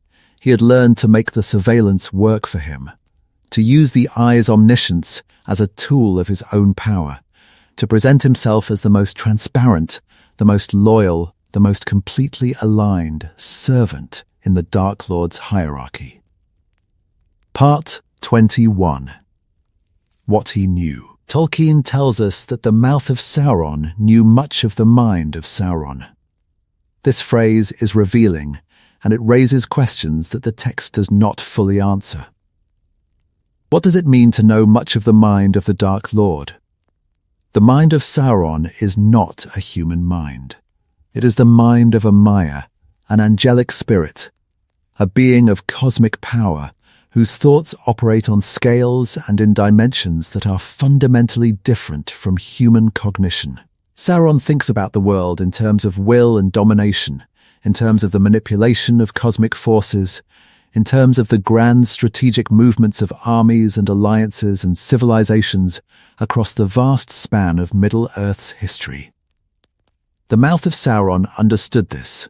He understood, at least in part, how Sauron thought, how the Dark Lord assessed threats, how he prioritized targets, how he deployed his forces, how he planned his campaigns. The mouth of Sauron was privy to Sauron's strategic thinking in a way that almost no other being in Mordor was. He was, in modern terms, read into the highest classification of intelligence, briefed on the Dark Lord's most sensitive plans, informed of the Dark Lord's most closely held secrets, trusted with information that would be catastrophic if it fell into enemy hands. This access explains why the mouth of Sauron was able to conduct the negotiation at the Black Gate with such confidence and such precision. He knew what Sauron wanted. He knew what Sauron planned. He understood the strategic context, the position of the armies, the expected timeline of the campaign, the specific objectives that the negotiation was designed to achieve. The mouth of Sauron was not improvising at the Black Gate. He was executing a plan that he had helped to develop, that he understood at the strategic level, that he was deploying with the skill and the precision of a professional who has been briefed by the highest authority. But the knowledge also raises a question. What effect does it have on a human mind to know the mind of a being like Sauron? What happens to your own thoughts, your own perceptions, your own understanding of the world, when you spent decades immersed in the strategic worldview of a being whose fundamental orientation is domination? Does the knowledge change you? Does the understanding corrupt you? Does the prolonged exposure to Sauron's way of thinking reshape your own thinking until the line between your mind and Sauron's mind becomes blurred? I think the answer is yes. I think the answer is written in the forgotten name. The mouth of Sauron forgot his own name, because his own identity, his own thoughts, his own perceptions. His own way of understanding the world was gradually replaced by Sauron's. The knowing of Sauron's mind was the losing of his own. The access to the Dark Lord's thinking was the erosion of his independent thinking. The man became the mouth, became the organ that speaks Sauron's thoughts, because the prolonged intimacy with Sauron's mind left no room for thoughts of his own. Part 22. The parallel with Saruman. The Mouth of Sauron invites comparison with another character in The Lord of the Rings, a character who also speaks persuasively, who also serves a dark purpose, who also uses words as weapons, Saruman. The parallels are striking. Both are servants of a greater power. Both use their voices as their primary weapons. Both are skilled manipulators, beings who understand human psychology and who exploit that understanding to achieve their objectives. Both are capable of breaking the will of their opponents through speech rather than through force. But the differences are equally striking. And the differences illuminate what makes the Mouth of Sauron unique. Saruman was a Maya, a being of angelic nature, sent to Middle-earth with a specific divine mission. Saruman fell from grace. He was corrupted by power, by ambition, by the Palantir, by the gradual, seductive conviction that the wise course was to join the winning side. Saruman's service to darkness was a fall, a descent from a higher state, a betrayal of a sacred trust, a corruption of something that was originally good. The Mouth of Sauron is a man, a mortal, a being of the same nature as every other man in Middle-earth. The Mouth of Sauron did not fall from a higher state. He was born into a tradition of darkness. He was raised in a culture that served Sauron. His service to the Dark Lord was not a fall but a continuation, the maintenance of a family legacy, the perpetuation of a cultural norm, the natural expression of the environment that shaped him. Saruman's voice is famously seductive. It is described as a weapon in its own right, a voice that can charm, that can persuade, that can bend the listener's will toward the speaker's purpose. Saruman's speech at Orthanc nearly overwhelms the company who come to parley. It takes Gimli's stubbornness and Thodin's hard-won wisdom and the trauma of what Saruman's treachery cost Rohan to resist the enchantment. The Mouth of Sauron's voice is not seductive. It is brutal. It is the voice of a man who does not try to charm you into submission, but who tries to bludgeon you into despair. The Mouth of Sauron does not seduce. He threatens. He displays evidence. He presents the hopelessness of your position and lets the hopelessness do the work. His technique is not persuasion but coercion, the use of information and psychology as instruments of force. Saruman speaks for himself. He uses his voice to pursue his own agenda, his own ambitions, his own plans for power. The Mouth of Sauron speaks for Sauron. He has no agenda of his own. He has no personal ambitions that are separate from the Dark Lord's purposes. He is, as his title indicates, a mouth, an instrument of speech that belongs to another being.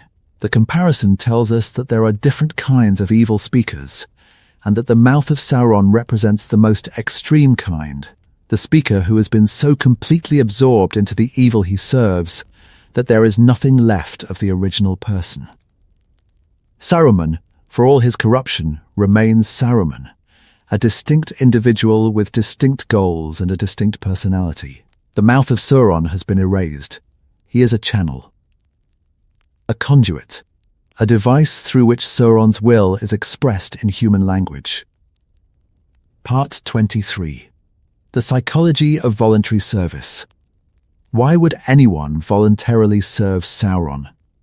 The question deserves a serious answer, because the Mouth of Sauron is not insane. He is not stupid. He is not under a spell. He is a rational, intelligent, highly capable being who has made a deliberate choice to serve the Dark Lord. And the choice, however repugnant, must have a logic, power, the most obvious motivation, and probably the most accurate. The Mouth of Sauron serves Sauron because Sauron's service offers power, power over others, power over the physical world, power over life and death. The Mouth of Sauron is, within Sauron's domain, one of the most powerful beings alive. He commands armies. He directs policy. He wields sorcery. He has the authority of the Dark Lord behind every word he speaks and every order he gives. For a being who values power, who measures his own worth by his ability to control and to dominate, Sauron's service is the most rewarding employer in Middle-earth. Survival. The Black Menrians live in a world where Sauron's power is real and growing. The Free Peoples are distant, separated from the Black and Menrian communities by geography and by centuries of mutual hostility. For a Black and Menrian, serving Sauron is not a moral question. It is a practical question. Sauron is here. Sauron is powerful. Sauron will either use you or destroy you. The choice is not good or evil. The choice is useful or dead. Ideology. This is the hardest one for modern readers to accept, but it is, I think, the most important. The Black Menrians have a worldview, a coherent, internally consistent, generations-old understanding of the world that places Sauron at the center of legitimate authority. The Black Menrians believe genuinely, sincerely, with the full conviction of a deep-rooted cultural tradition, that the Valar are illegitimate, that the elves are the enemies of men, that mortality is a curse imposed by jealous gods, and that Sauron is the rightful ruler. The Mouth of Sauron is not a mercenary. He is a true believer. He serves Sauron not only because Sauron offers power, and not only because Sauron is the dominant force in his environment, but because the Mouth of Sauron believes, at the deepest level of his being, that Sauron's cause is just. The Dark Lord is the liberator. The Free Peoples are the oppressors. The war against Gondor is a war of liberation, a war to free men from the tyranny of the Valar and the deception of the elves. This is, of course, wrong. The ideology is built on lies, Sauron's lies, Morgoth's lies, the ancient, persistent, carefully cultivated falsehoods that the Dark Lords have been spreading since the dawn of the world. But the fact that the ideology is wrong does not mean that the believer is insincere. The Mouth of Sauron believes. He believes with the unshakable conviction of a man who has been taught to believe from childhood and who has never been exposed to a credible alternative. Part 24. The Lost Identity. Let us dwell, for a moment longer, on the forgotten name, because the name forgetting is not incidental. It is the climax of a process. It is the end result of decades of service to Sauron, decades of living inside the Dark Lord's system, decades of the systematic erosion of everything that makes a person a person. The name was the last thing to go. Before the name, other things were lost, things that the text does not enumerate, but that we can infer from the logic of the situation. Before the name, the Mouth of Sauron lost his relationships. He had a family once. He had parents, siblings, friends, allies, the human connections that anchor a person to their own identity and that remind them, on a daily basis, who they are and where they came from. The service to Sauron would have severed these connections, not necessarily through violence, but through distance, through time, through the gradual, relentless prioritization of the service over everything else. The family faded. The friends were replaced by subordinates and rivals. The human connections that sustained the identity were broken, one by one, until the man was alone in the shadow of the Dark Tower. alone with his function, alone with the role that had replaced everything else. Before the relationships, the Mouth of Sauron lost his values. He had values once, moral principles, ethical boundaries, lines that he would not cross. Everyone does, even the children of the Black Memorians. There are things that a young man will not do, rules that a new servant will not break, limits that an aspiring courtier will not test. And the service eroded these values. The first act of cruelty was difficult. The second was easier. The 10th was routine. The 100th was enjoyable. The values that had once constrained the man's behavior were worn away by the repetition of evil, by the normalization of cruelty, by the slow, grinding, decade-long process of becoming the kind of person who could be more cruel than any orc. Before the values, the Mouth of Sauron lost his perspective. He had a perspective once, a way of seeing the world that was his own, that was shaped by his experiences and his thoughts and his perceptions. And the service replaced this perspective with Sauron's perspective. The Mouth of Sauron stopped seeing the world through his own eyes and started seeing it through Sauron's, seeing threats where Sauron saw threats, seeing enemies where Sauron saw enemies, seeing the free peoples not as human beings with their own lives and their own rights, but as obstacles, as targets, as the raw material of conquest. And finally, after the perspective and the values and the relationships were gone, the name went too. The name was the last holdout, the last fragment of the original identity, the last thread connecting the man to the person he had been before the service consumed him. And when the name was forgotten, the process was complete. The man was gone. The function remained. The Mouth of Sauron was all that was left. Part 25. The other servants. The Mouth of Sauron was not alone. He was not the only mortal in Sauron's service. He was the highest-ranking mortal, the most visible mortal, the most powerful mortal, but he was not the only one.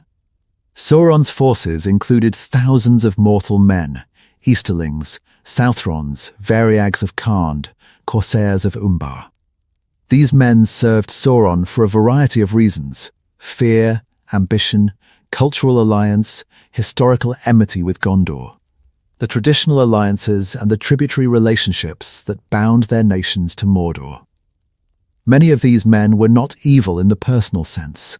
They were soldiers, men fighting for their kings, who were fighting for their nations, who were allied with Sauron for reasons that were political rather than ideological. The Mouth of Sauron was different from these men in a crucial way.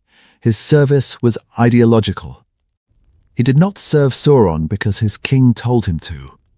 He did not serve Sauron because his nation was allied with Mordor. He served Sauron because he believed in Sauron's cause, because he had internalized the Dark Lord's worldview, because he had accepted the Dark Lord's authority as legitimate, because he had made the Dark Lord's purposes his own. The distinction matters because it places the Mouth of Sauron in a different moral category from the ordinary soldiers who fought for Mordor. The Easterling soldier who charges at the Pelennor Fields is, in many cases, a man following orders, a man whose moral culpability is mitigated by the circumstances of his situation, by the pressures that pushed him toward the battlefield, by the limited range of choices that was available to him. The Mouth of Sauron is not following orders. He is making the orders. He is the architect of the policy, the designer of the strategy, the being who translates Sauron's will into the specific, concrete operational instructions that the soldiers carry out. The Mouth of Sauron is responsible in a way that the ordinary soldier is not. He is not a victim of the system. He is the system, or at least, he is the human face of the system, the mortal component of the machinery of domination that Sauron has built. The ordinary soldier can plead ignorance, can plead coercion, can plead the limited moral vision that comes with being a small part of a large machine. The Mouth of Sauron cannot plead any of these things. He knows what the machine does. He helps design what the machine does. He is complicit at the highest level. Part 26. The torture question. The Mouth of Sauron says something at the Black Gate that is, I think, the most cruel thing said by any character in The Lord of the Rings. He tells the army of the West that the captured spy, Frodo, has been subjected to torture, and that the torture will continue, in various forms, for years, unless the army of the West surrenders. The statement may be a bluff. Tolkien does not tell us whether Sauron actually tortured Frodo. But the Mouth of Sauron does not know this. From his perspective, the spy has been captured, the spy has been sent to Barad-dûrka, and the spy is undergoing or will undergo interrogation. The casual way in which the Mouth of Sauron discusses the torture is what makes the statement so disturbing. He does not describe torture with the sadistic glee of an orc or the cold detachment of a bureaucrat reading a report. He describes it with the professional fluency of a man who has overseen torture many times, who understands the specific techniques and their specific effects, who can discuss the subject with the ease and the comfort of an expert in his field. The Mouth of Sauron is, we can infer, personally familiar with torture. As the lieutenant of Barad-dûrka, as the chief mortal official of Sauron's government, he would have been involved in, or at least aware of, the interrogation of prisoners. And the description of his cruelty suggests that his involvement was not merely administrative, but active, that he participated in the infliction of suffering, that he designed the techniques, that he supervised the operations, that he brought his human intelligence and his human understanding of human suffering to the task of extracting information from prisoners through pain. The torture question connects to the broader theme of the Mouth of Sauron's character, the perversion of human capability. Human intelligence, in the service of good, produces medicine, art, justice, compassion. Human intelligence, in the service of evil, produces torture. Systematic, professional, psychologically informed torture that is more effective and more devastating than anything that orcs, with their blunt and unsophisticated cruelty, could devise. The Mouth of Sauron is the proof that the worst atrocities are committed not by monsters, but by men, by intelligent, capable, rational human beings who have chosen to apply their intelligence and their capability and their rationality to the task of causing maximum suffering. Part 27. The Face. Tolkien describes the Mouth of Sauron's face briefly, but the description is haunting. In the original text, the Mouth of Sauron's face is largely hidden by his black helm. But what is visible, the mouth, the jaw, the lower portion of the face, is described with the kind of precision that suggests Tolkien wanted the reader to understand something specific about the man's physical appearance. The mouth is the defining feature. The Mouth of Sauron's name is his face, or rather his face is his name. He is defined by the organ that performs his function. His identity is his mouth. His appearance is his mouth.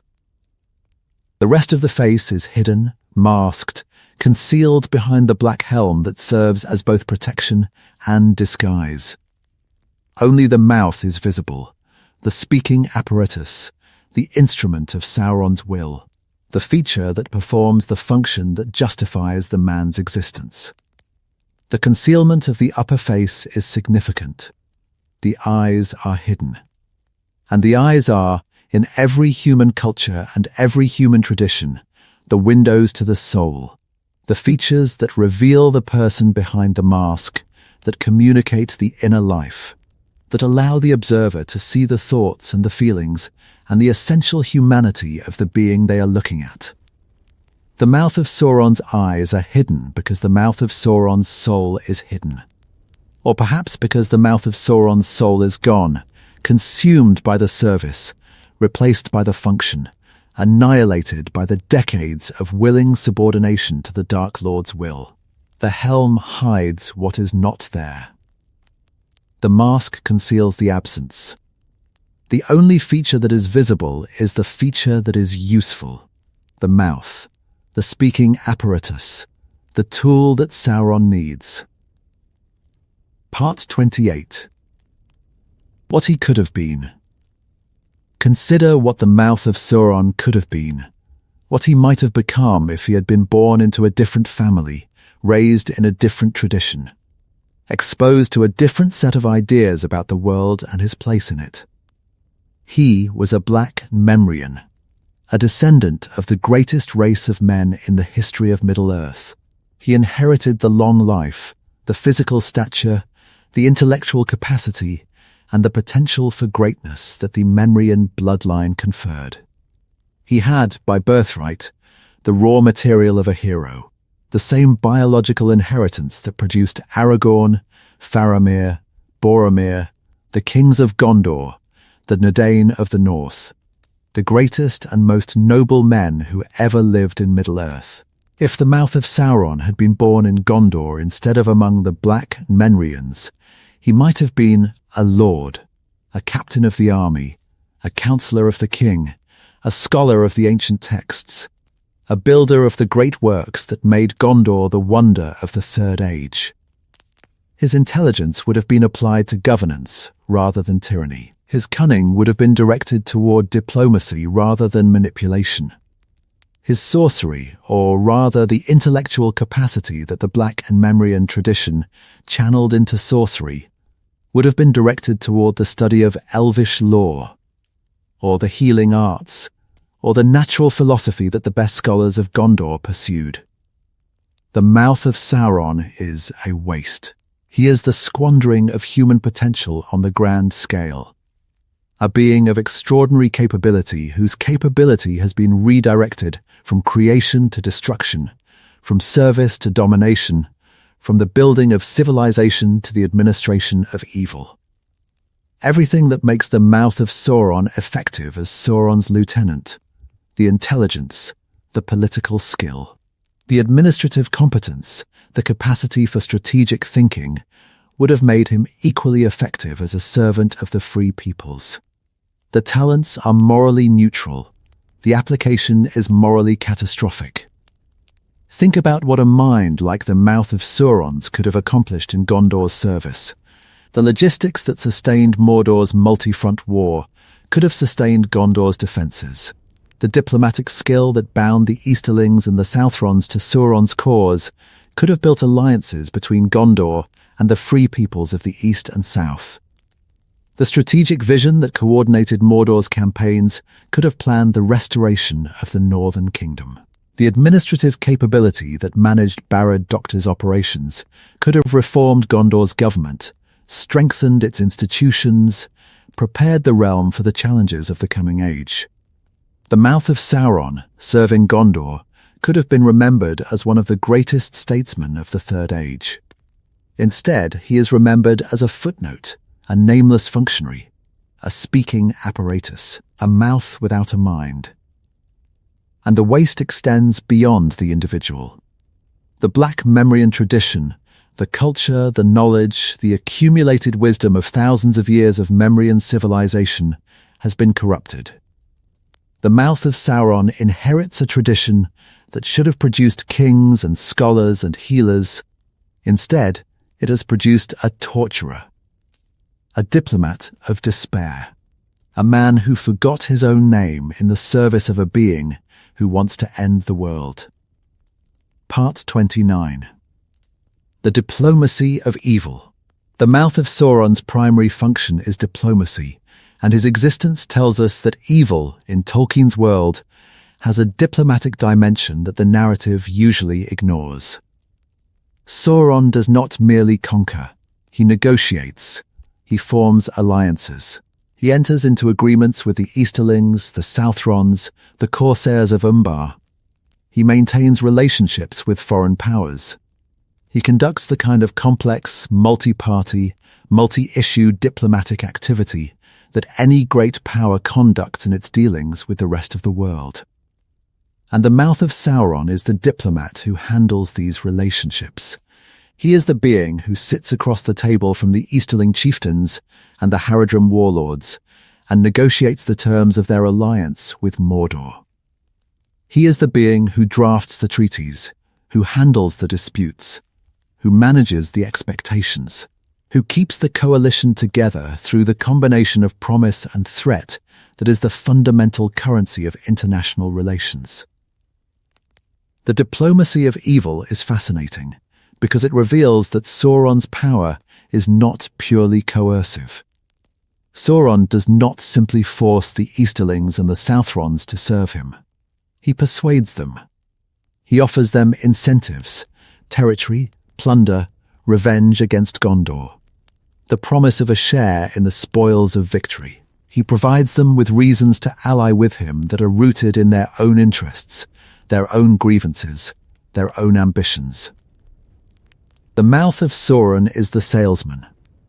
He sells Sauron's cause to the foreign powers, not with force but with argument, with persuasion, with the careful, skillful, professionally crafted case that alliance with Mordor is in the allies' best interests. The Mouth of Sauron is, in this sense, a propagandist, a being whose function is to make Sauron's war look reasonable, to make Sauron's cause look just, to make the alliance with Mordor look like a pragmatic decision rather than a moral catastrophe. Part 30. The moment of Sauron's fall. What happened to the Mouth of Sauron when the ring was destroyed? Tolkien does not tell us directly. The narrative shifts from the Black Gate to Mount Doom and then back to the Black Gate, and by the time we return to the battlefield, the ring is destroyed, Sauron is overthrown, and the armies of Mordor are in chaos. The Mouth of Sauron is not mentioned again. But we can infer what happened, and the inference is both satisfying and disturbing. When the ring was destroyed, Sauron's power collapsed. The Dark Lord's will, the will that sustained the Nazgul, that maintained the cohesion of the Orc armies, that held the walls of Barad-dûr together, evaporated, the Nazgul dissolved. The Orcs broke and fled. Barad-dûr crumbled. The entire apparatus of Sauron's power, the military, the administrative, the magical infrastructure that had taken decades to build, disintegrated in moments. The Mouth of Sauron, standing at the Black Gate or behind it, would have felt this collapse. He would have felt the sudden catastrophic absence of the Dark Lord's will. The will that had sustained him, that had directed him, that had given his life its meaning and its purpose for 6 or 7 decades. The will was gone. The master was gone. The power that had made the Mouth of Sauron what he was, the power that had given him his position, his authority, his sorcery, his identity as the lieutenant of the tower, was gone. What is left of a man who has been defined entirely by his service to a master when the master ceases to exist? The question is not abstract. It is urgent, because the Mouth of Sauron, if he survived the immediate chaos of the battle, if he was inside the gate when the ring was destroyed, if the collapse of the Orc army and the crumbling of Barad-dûr did not kill him physically, would have been left, in a very real and very immediate sense, with nothing. His power was Sauron's power. Gone, his authority was Sauron's authority. Gone, his sorcery was sustained, at least in part, by the dark power that flowed from the Dark Lord's will. Diminished or gone. His position, the lieutenant of the Tower of Barad-dûr, was meaningless, because the tower was rubble and the position no longer existed. His network, the subordinates, the allies, the contacts in the Easterling courts and the Haradrim councils, was shattered, because every relationship in that network was built on the foundation of Sauron's power, and the foundation had vanished. The Mouth of Sauron after Sauron's fall would have been the most alone person in Middle-earth. More alone than any prisoner. More alone than any exile. More alone than Gollum in his cave. because at least Gollum had the memory of the ring to sustain him. The Mouth of Sauron had nothing. No memory to cling to, no hope to sustain, no identity to fall back on. The function was gone. And the function was all there was. The answer depends on how much of the man is left. If the Mouth of Sauron retains any of his own will, any fragment of the identity that existed before the service consumed it, he might survive. He might flee. He might attempt to rebuild his life in the aftermath of Sauron's fall, to find some new purpose, some new identity, some reason to continue existing now that the function that defined him has been rendered meaningless. But if the Mouth of Sauron has been truly consumed, if the man is truly gone, if the function is truly all that remains, then the fall of Sauron would be the fall of the Mouth of Sauron as well. Not a physical death, a psychological death, an existential death. The end of a being who is defined entirely by his relationship to a power that no longer exists. A mouth without a mind, a voice without a source, a function without a purpose. Part 31. The film version. Peter Jackson's film version of The Mouth of Sauron is worth discussing, partly because it is the version that most viewers know, and partly because it differs from the book in ways that illuminate Tolkien's original intentions. In the extended edition of The Return of the King, the Mouth of Sauron appears at the Black Gate largely as described in the book, riding out on a black horse, presenting the tokens, negotiating with Gandalf and Aragorn. But the film adds a detail that the book does not. Aragorn beheads the Mouth of Sauron. In the film, after the Mouth of Sauron finishes his speech, Aragorn rides forward, draws his sword, and cuts off the Mouth of Sauron's head.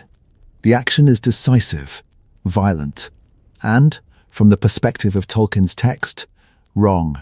The book handles the scene differently. In the book, the Mouth of Sauron finishes his speech, Gandalf takes the tokens, the negotiation fails, and the Mouth of Sauron retreats behind the gate to initiate the battle. He is not killed. He is not attacked. He rides away, laughing, confident in Sauron's victory, and disappears into the fortress. The difference matters because of what it says about the morality of the heroes. In Tolkien's moral framework, the heroes of the West do not kill ambassadors. They do not murder negotiators. They do not respond to words with swords, however offensive the words and however odious the speaker. The Mouth of Sauron is a vile human being, cruel, arrogant, the servant of the greatest evil in the world. But he is an ambassador. He is conducting a negotiation. And the laws of war, even in Middle-earth, even at the Black Gate of Mordor, protect ambassadors from harm. Tolkien's heroes are better than their enemies.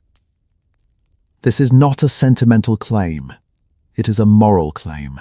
The distinction between the Free Peoples and Sauron's servants is not merely a distinction of affiliation, of which side you happen to be on.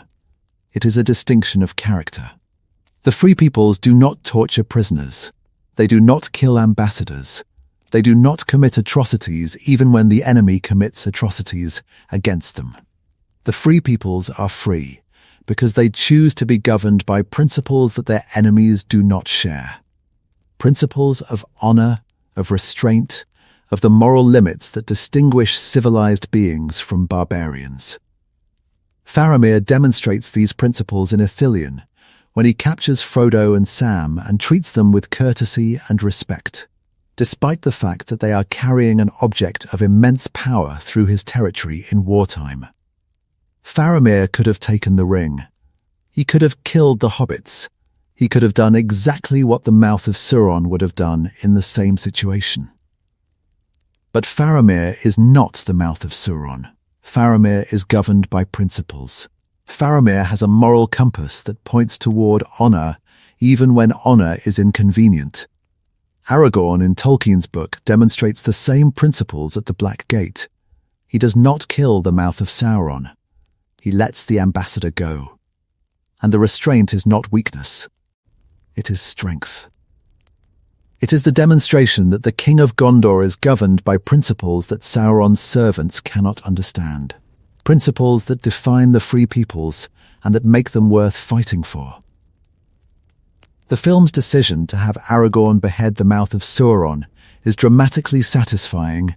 It provides a visceral, cathartic release of the tension that the scene has built. But it undermines the moral argument that the scene in Tolkien's version is making. The argument is that the free peoples are different. The argument is that the free peoples are better, and the beheading of an ambassador, however despicable the ambassador, however outrageous his words, however justified the rage of the people he has insulted, is not better. It is the same. It is the behavior of Mordor, not the behavior of Gondor. And the difference between Mordor's behavior and Gondor's behavior is the entire moral point of the story. Part 32. The Administration of Mordor. Let me expand on the administrative dimension of the Mouth of Sauron's role, because the administration of Mordor is one of the most underappreciated aspects of Tolkien's world-building. Mordor, at the time of the War of the Ring, is not merely a wasteland populated by orcs. It is a state, a functioning, organized, administratively complex state that manages a population of hundreds of thousands of soldiers, workers and slaves across a territory that encompasses Mordor proper, plus the allied and vassal territories of the east and the south. The state requires management. It requires the coordination of food production, the organization of military units, the maintenance of communication networks, the administration of justice, the collection of tribute from vassal states, the allocation of resources across competing demands, and the 1,000 other administrative functions that any state, however evil, must perform to continue existing. The Mouth of Sauron is the chief administrator. He is, in modern terms, the Prime Minister, the head of government, the being who oversees the executive functions of the state, who manages the bureaucracy, who ensures that the Dark Lord's policies are implemented across the sprawling, chaotic, barely governable territory that Sauron claims as his domain. The administrative role requires a specific set of skills that the Mouth of Sauron possesses and that most of Sauron's other servants lack. The orcs are fighters, the trolls are siege weapons, the Nazgul are terror instruments. None of these beings can manage a supply chain. None of them can draft a treaty. None of them can coordinate a diplomatic meeting with foreign allies, or arbitrate a dispute between competing orc clans, or schedule the movement of reinforcements across 1,000 miles of hostile terrain. The Mouth of Sauron can. And the fact that he can, the fact that Sauron's empire has a functioning administration, a competent bureaucracy, a human being at the top who can handle the managerial complexity that no other servant can, is one of the most realistic and one of the most disturbing aspects of Tolkien's world-building. Evil is organized. Evil has administrators. Evil has filing cabinets and meeting schedules and organizational charts. The dramatic evil, the orcs, the Nazgul, the flaming eye, gets the attention. But the administrative evil, the quiet, competent, unglamorous work of keeping the machinery running, is the evil that makes the dramatic evil possible. Part 33. The Black Memrian Communities. The Mouth of Sauron came from somewhere. He was raised in a community, a Black and Memrian community, probably located in one of the coastal settlements of southern Middle-earth, perhaps near the Corsair haven of Umbar, or in one of the other Memrian colonies that fell under Sauron's influence. These communities are among the most fascinating and least explored elements of Tolkien's world-building. The Black and Memrians maintained their own culture, a culture that was a dark mirror of the Nadain culture of Gondor. They spoke the same languages. They inherited the same physical characteristics, the tall stature, the grey eyes, the noble bearing that marked the descendants of Westerners. They preserved the same traditions of learning and craftsmanship, but the learning was directed towards sorcery rather than scholarship, and the craftsmanship was directed toward weapons of domination rather than tools of civilization. The Black Númenórean communities were, in a sense, the shadow of Gondor, the dark version of the Dnedain civilization, the road not taken. The alternate history of what Númenórean civilization could have become if the corruption of Sauron had prevailed entirely rather than being partially resisted by the faithful. The Mouth of Sauron grew up in this shadow civilization. He was educated by its scholars, trained by its sorcerers, shaped by its values and its worldview. He learned to see the world through the lens of Black Númenórean ideology, the ideology that views Sauron as the liberator of men, that views the Valar as the oppressors, that views Gondor as the traitor state that betrayed its heritage by remaining faithful to the false gods of the West.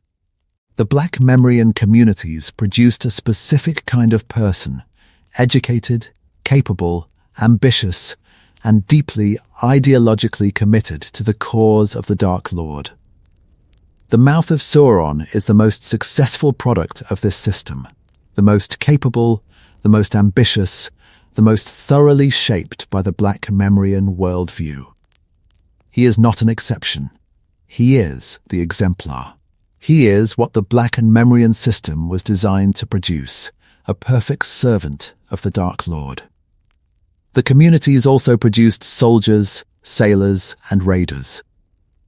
The Corsairs of Umbar, the pirate fleet that attacks Gondor's southern coast during the War of the Ring, were largely Black Númenórean in leadership and partially Black Númenórean in composition. The Black Númenóreans were a military people shaped by centuries of conflict with Gondor, hardened by the harsh conditions of their southern and eastern settlements, trained in the arts of war and the arts of domination that their Sauron-aligned culture prioritized. The Mouth of Sauron would have known these communities. He would have been raised among them. He would have learned their stories, the stories of grievance and of betrayal, the Black Númenórean version of history in which the faithful are the traitors and the Dark Lord is the true king. He would have absorbed the bitterness, the resentment, the centuries-old fury of a people who believe that they were cheated of their inheritance by the servants of false gods. This bitterness would have fueled his service. The Mouth of Sauron does not merely serve Sauron. He opposes Gondor. He opposes the Dnedain. He opposes the heirs of the faithful who, in his understanding, betrayed the true Númenórean heritage and chose servitude to the Valar over the freedom that Sauron offered. The Mouth of Sauron's service is driven not only by ambition and ideology, but by rage, the ancient, inherited, culturally reinforced rage of a people who believe that history has been stolen from them, and that the Dark Lord is the only power capable of setting it right. Part 34. The Mouth's sorcery in practice. What did the Mouth of Sauron's sorcery look like in practice? Tolkien does not describe specific spells or rituals, but we can infer the general character of the Mouth of Sauron's magical practice from the context and from what we know about sorcery in Tolkien's world. Sorcery in Tolkien is rooted in domination. It is the art of imposing your will on the world, of forcing reality to conform to your desires through the exercise of supernatural power. The sorcerer does not ask. The sorcerer commands. The sorcerer does not negotiate with the forces of nature. The sorcerer dominates them. The Mouth of Sauron's sorcery would have been practical, oriented toward specific, concrete operational objectives rather than toward abstract or philosophical goals. He would have used sorcery to extend his life, to enhance his physical capability, to project authority, and to inspire fear in subordinates and enemies. He would have used sorcery in his administrative role, to communicate across distances, to detect lies, to extract information from prisoners, to maintain surveillance over the sprawling territory that he was responsible for managing. The sorcery would also have been corrosive. In Tolkien's world, the use of domination-based magic comes at a cost measured in the erosion of the practitioner's humanity. Every act of domination, every imposition of will on the world, takes something from the person who performs it. The sorcerer becomes harder, colder, more disconnected from the natural sympathies and the natural vulnerabilities that make a person human. The Mouth of Sauron's sorcery, practiced over decades, would have been a major contributor to the erosion of his identity. The cruelty that Tolkien describes, the cruelty that exceeds the cruelty of orcs, is not merely a personality trait. It is a side effect of the sorcery. The decades of domination-based magic have stripped the Mouth of Sauron of the capacity for empathy, for compassion, for the natural human reluctance to cause suffering. The sorcery has made him a better servant and a worse person, more capable and less human, more powerful and less alive. Part 35. The question of free will. The Mouth of Sauron raises one of the most important philosophical questions in Tolkien's work. Is the Mouth of Sauron free? On the surface, the answer is yes. He is not enslaved by a ring. He is not controlled by Sauron's direct will. He is not a creature bred for service. He is a man, a mortal being, endowed by Ilúvatar with free will, capable of choosing his own path, responsible for his own actions. But the deeper answer is more complicated. The Mouth of Sauron entered Sauron's service as an adult, but he was raised in a tradition that pointed him toward that service.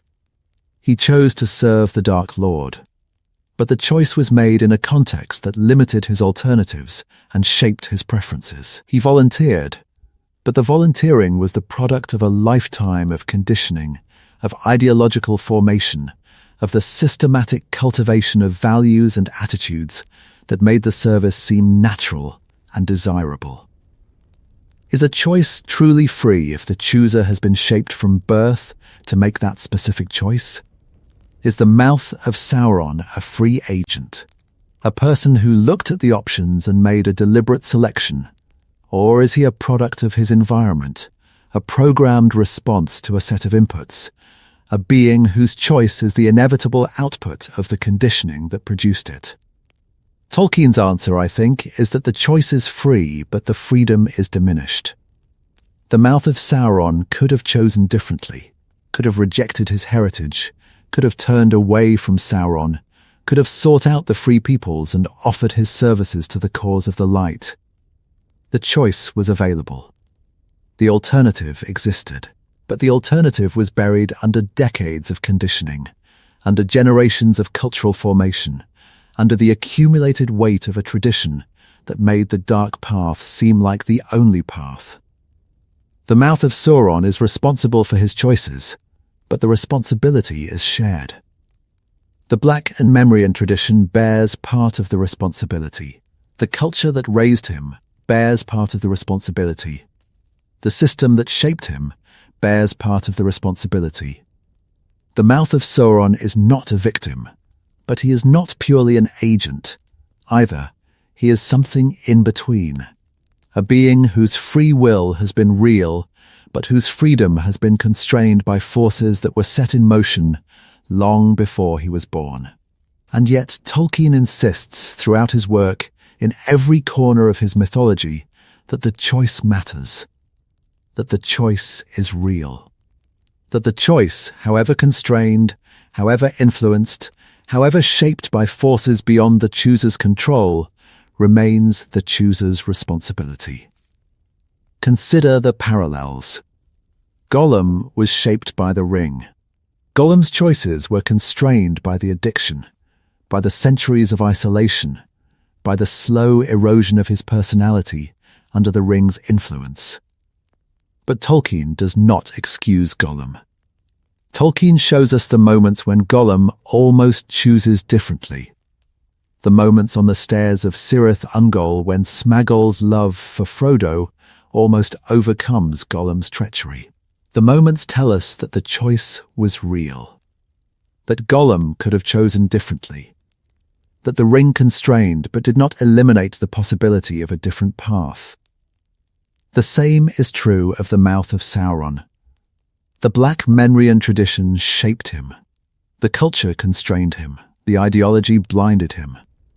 But the choice to enter Sauron's service, the choice to practice sorcery, the choice to rise through the ranks by cunning and cruelty, the choice to become the speaking apparatus of the Dark Lord was his.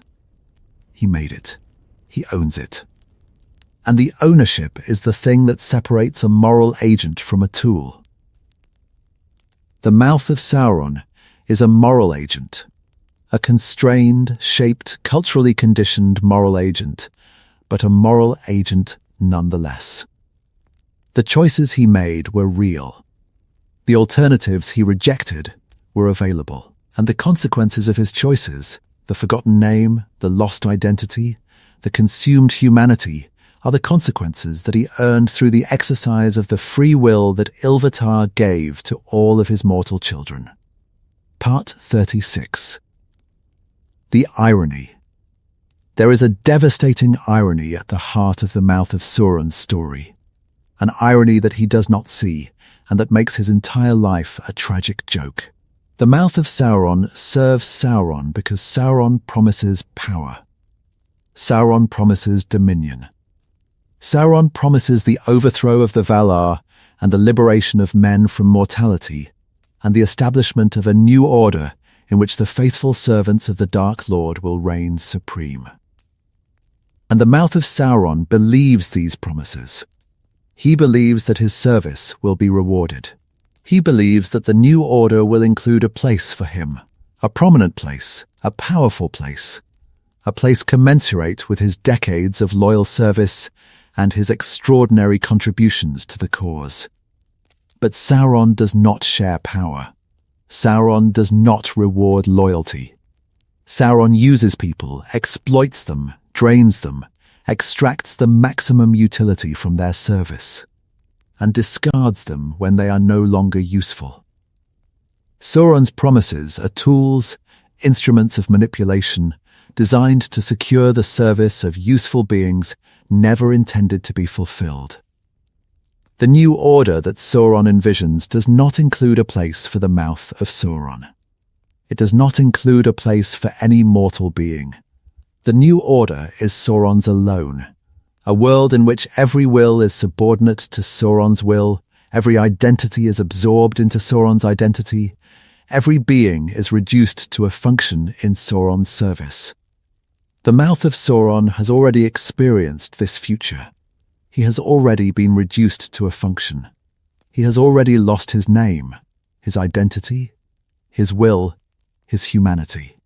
He is already living in the new order, the order in which the servant is absorbed into the master, the person is consumed by the role, the man becomes the mouth.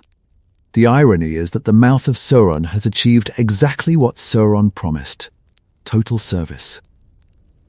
He has given everything to Sauron: his name, his identity, his will, his humanity. And in return, he has received exactly what Sauron intended to give: nothing. No reward, no recognition, no place in the new order. Only the function, only the service, only the slow, grinding, decade by decade annihilation of everything that made him a person. The Mouth of Sauron is the proof that Sauron's promise is a lie, and the Mouth of Sauron does not see it. Because the service has consumed the capacity for seeing, and the lie has consumed the capacity for recognizing lies, and the function has consumed the capacity for standing outside the function and assessing it objectively. Part 37. The banality of evil. There is a concept in modern philosophy coined by Hannah Arendt in her analysis of the Nazi war criminal Adolf Eichmann, called the banality of evil.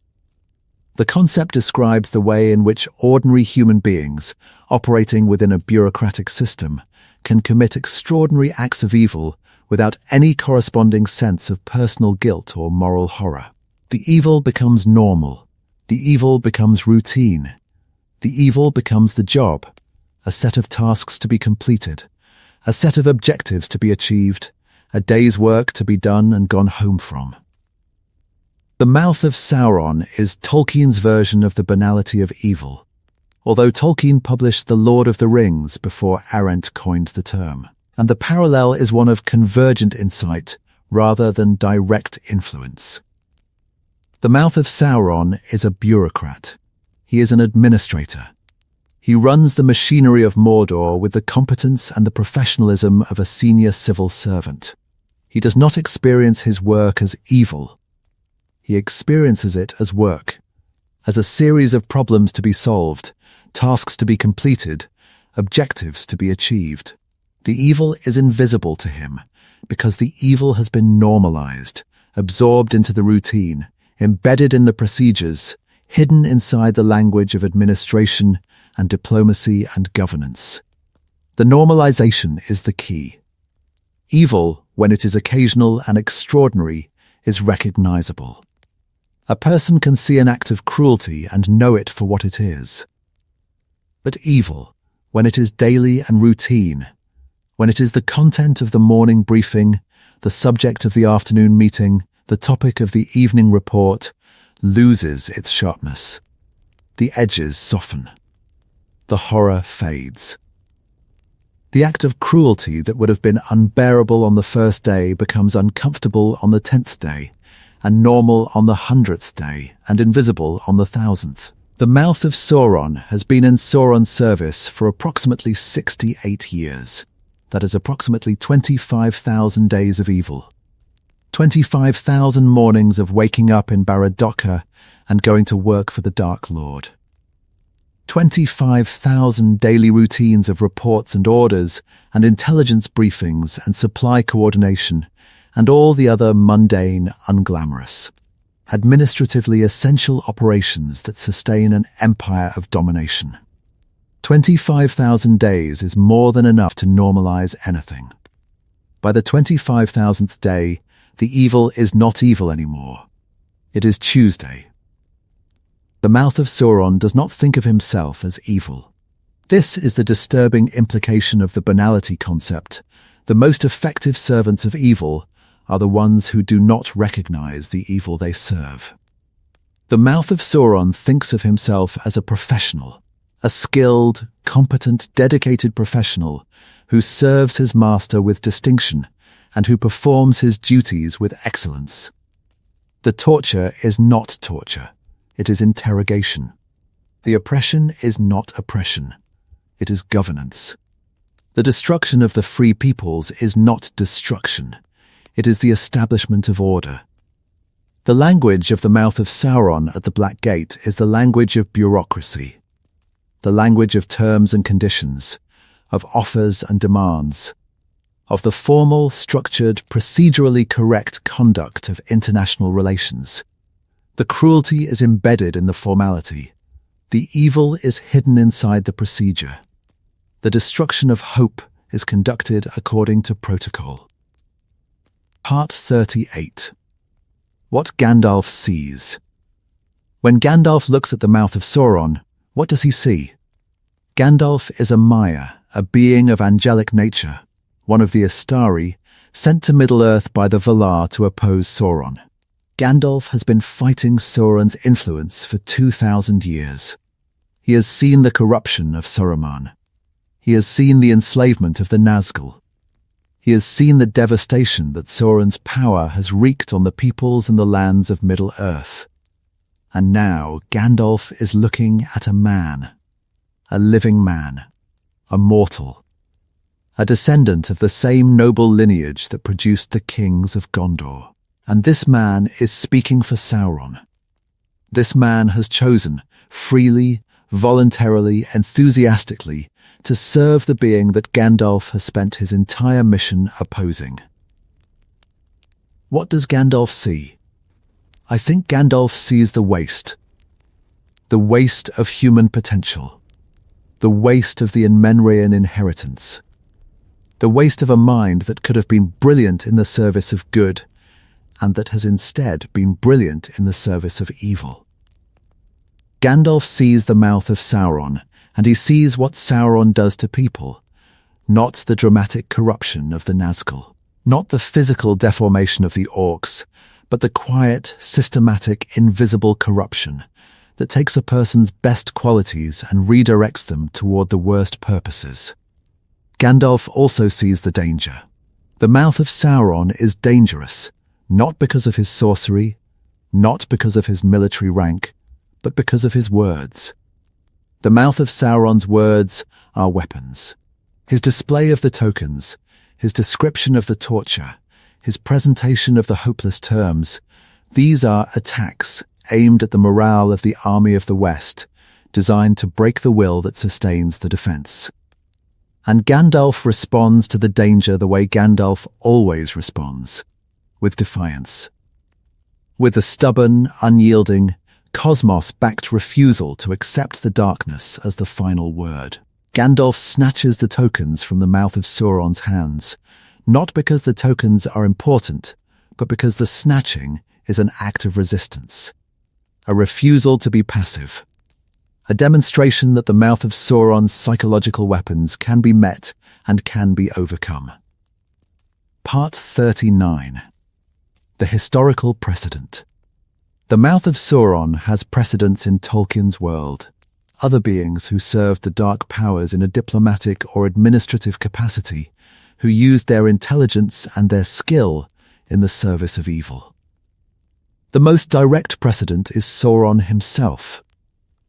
Sauron was originally the chief servant of Morgoth, the lieutenant of the first Dark Lord, the administrator of Morgoth's domains, the being who managed the day-to-day operations of Angband while Morgoth sat on his throne and directed the grand strategy. Sauron's role under Morgoth was strikingly similar to the Mouth of Sauron's role under Sauron, the capable subordinate, the intelligent administrator, the being who handled the complex, judgment-requiring, cognitively demanding work that the master could not or would not handle personally. The parallel is deliberate. Tolkien is showing us a pattern, a recurring pattern in the structure of evil, in which the Dark Lord creates a hierarchy that mirrors itself at every level. Morgoth had Sauron. Sauron has the Mouth. The pattern is fractal, the same structure, repeated at different scales, the same relationship between master and servant, between the being who commands and the being who implements. Another precedent is Saruman, who before his corruption served a similar function in the hierarchy of the Astari. Saruman was the head of the Wizard Order, the being who coordinated the Astari's activities, who managed the relationships between the wizards and the free peoples, who handled the administrative and diplomatic functions that the mission required. Saruman's corruption turned him from an administrator of good into an administrator of evil. But the skill set was the same, the competence was the same. The capacity for organization and coordination and strategic thinking was the same. The pattern tells us that evil needs administrators as much as good does. Evil cannot function without intelligence, without organization, without the managerial capacity that turns the Dark Lord's vision into operational reality. The orcs can fight, the trolls can destroy, the Nazgul can terrify. But none of them can plan a campaign, coordinate a coalition, or negotiate a treaty. For these functions, evil needs human beings, intelligent, capable, morally flexible human beings who can do the cognitive work that monsters cannot. Part 40. The Mouth and the Audience. The Mouth of Sauron's appearance at the Black Gate is designed to produce a specific reaction in the audience, both the in-universe audience and the real-world audience. For the army of the West, the reaction is despair. The tokens, the terms, the cruelty of the presentation, all of it is designed to break the defender's will, to shatter their hope, to make the battle that follows feel hopeless before the first arrow is fired. For the reader, the reaction is more complex. The reader feels the despair too, feels the gut punch of seeing Frodo's mithril coat in the hands of the enemy, feels the horror of the implication that the quest has failed. But the reader also feels something else. Fascination. The Mouth of Sauron is fascinating, in the way that all villains are fascinating, in the way that all human beings who choose evil are fascinating.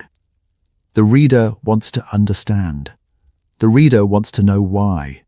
The reader wants to peer inside the black helm and see the face, the eyes, the expression, the person behind the function. Tolkien gives us just enough to fuel the fascination and not enough to satisfy it. The Mouth of Sauron appears for a few pages. He speaks. He displays the tokens. He laughs. He retreats. And then he is gone, swallowed by the gate, consumed by the battle, lost in the cataclysm of Sauron's fall. We never learn his name. We never learn his full history. We never learn what happened to him after the ring was destroyed. The lack of closure is deliberate. The Mouth of Sauron is a mystery. And mysteries are more powerful than answers. The unexplained man in the black helm, the servant who forgot his own name, the living human being who chose to speak for the end of the world, the mystery of this character is more compelling than any biography could be. Part 41. The voice. What did the Mouth of Sauron sound like? Tolkien describes his speech in terms that give us a strong impression of the voice without describing it directly. The Mouth of Sauron speaks with authority, the borrowed authority of the Dark Lord, the weight of Sauron's power behind every word. His speech is confident. It is measured. It is the speech of a professional, a being who has been practicing this kind of communication for decades and who has refined his delivery to the point of expert proficiency. But the authority is borrowed. This is the important thing. The Mouth of Sauron's voice carries weight because Sauron's power is behind it, not because the Mouth of Sauron has authority of his own. Strip away Sauron's backing, and the Mouth of Sauron is a man, a mortal man, speaking mortal words, facing other mortals who have their own authority and their own power and their own reasons for not being intimidated. This is what Aragorn's gaze reveals. When Aragorn looks at the Mouth of Sauron, the borrowed authority is exposed. The Mouth of Sauron's confidence, his arrogance, his air of unassailable power, all of it is borrowed. All of it depends on Sauron. All of it evaporates when it encounters a source of authority that does not derive from the Dark Lord. Aragorn's authority is his own, inherited from his bloodline, earned through his deeds, confirmed by the sword he carries and the people he leads. Aragorn does not need Sauron to be authoritative. Aragorn is authoritative in his own right. And the Mouth of Sauron, recognizing this, recognizing that he is facing a being whose authority is real rather than borrowed, wavers. The voice of the Mouth of Sauron is the voice of borrowed power. And borrowed power, when it encounters genuine power, reveals itself for what it is: empty. A mouth that speaks another's words, a voice that carries another's will, a sound without a source, a performance without a performer, a speech without a speaker. Part 42. The children he never had. This is speculative. Tolkien says nothing about the Mouth of Sauron's personal life, but the speculation serves a purpose. It helps us understand what the Mouth of Sauron sacrificed. Did the Mouth of Sauron have children? Did he have a partner? Did he have the personal relationships, the intimate, private, individual connections that most human beings form in the course of their lives? I think not. I think the Mouth of Sauron sacrificed these possibilities when he entered Sauron's service. The service demanded everything, every hour, every thought, every ounce of energy and attention and loyalty. There was no room for a family. There was no room for a partner. There was no room for the messy, complicated, time-consuming, emotionally demanding business of maintaining personal relationships with other human beings. The sacrifice matters because it deepens our understanding of what the Mouth of Sauron lost. He did not merely lose his name, he lost his future. He lost the possibility of children, of descendants, of a lineage, of a continuation of himself beyond his own death. He lost the possibility of love, of being known by another person, of being loved for himself rather than for his function, of experiencing the vulnerability and the intimacy that are the essential ingredients of human connection. The Mouth of Sauron chose Sauron over all of this. He chose power over love. He chose function over connection. He chose the Dark Tower over the hearth. And the choice, made once and reinforced daily for decades, shaped the man into what he is at the Black Gate, a being without ties, without obligations, without the human connections that anchor most people to their own identity and to their own humanity. The Mouth of Sauron is alone, absolutely, fundamentally, irreversibly alone. He has Sauron, but Sauron is not a companion. Sauron is a master. He has subordinates, but subordinates are not friends. He has power, but power is not love. The Mouth of Sauron has traded everything that makes life worth living for everything that makes power worth having, and the trade has left him with a vast empire of loneliness. Part 43. What Tolkien was saying. Tolkien was a veteran of the First World War. He fought at the Battle of the Somme. He watched his friends die. He saw at close range the specific, particular horror of industrial-scale warfare, the trenches, the gas, the machine guns, the systematic, bureaucratically administered destruction of human life. And Tolkien carried the Somme with him for the rest of his life. The war shaped his fiction, not directly, not in the simple sense of this scene is based on this battle, but in the deeper sense of informing his understanding of evil and his understanding of the relationship between evil and organization. The Mouth of Sauron, I think, is one of the products of this understanding.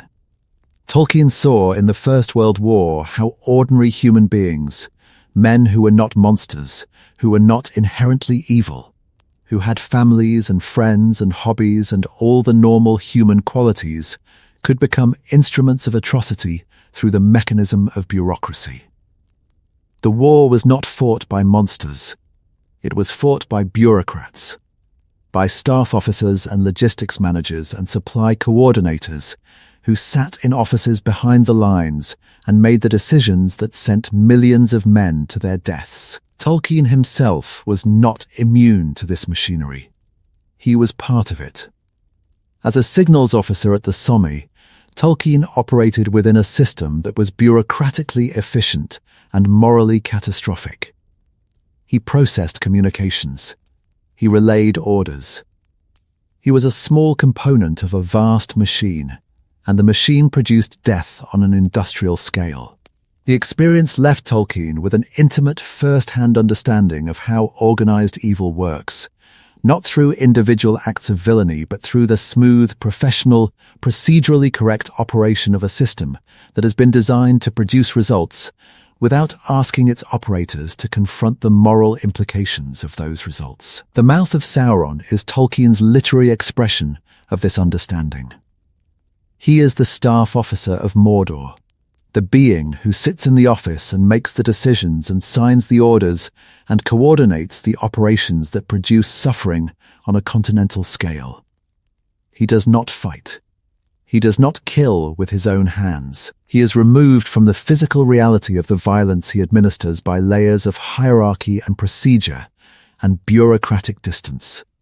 He is the face of organized evil, the human face, the intelligent face, the face that smiles and negotiates and discusses terms while the armies march and the cities burn, and the world moves another step closer to destruction. The First World War gave Tolkien the insight. Middle-earth gave Tolkien the language, and the Mouth of Sauron gave Tolkien the character, the specific, concrete, narratively vivid embodiment of the insight that evil, in its most effective form, is not dramatic. It is administrative.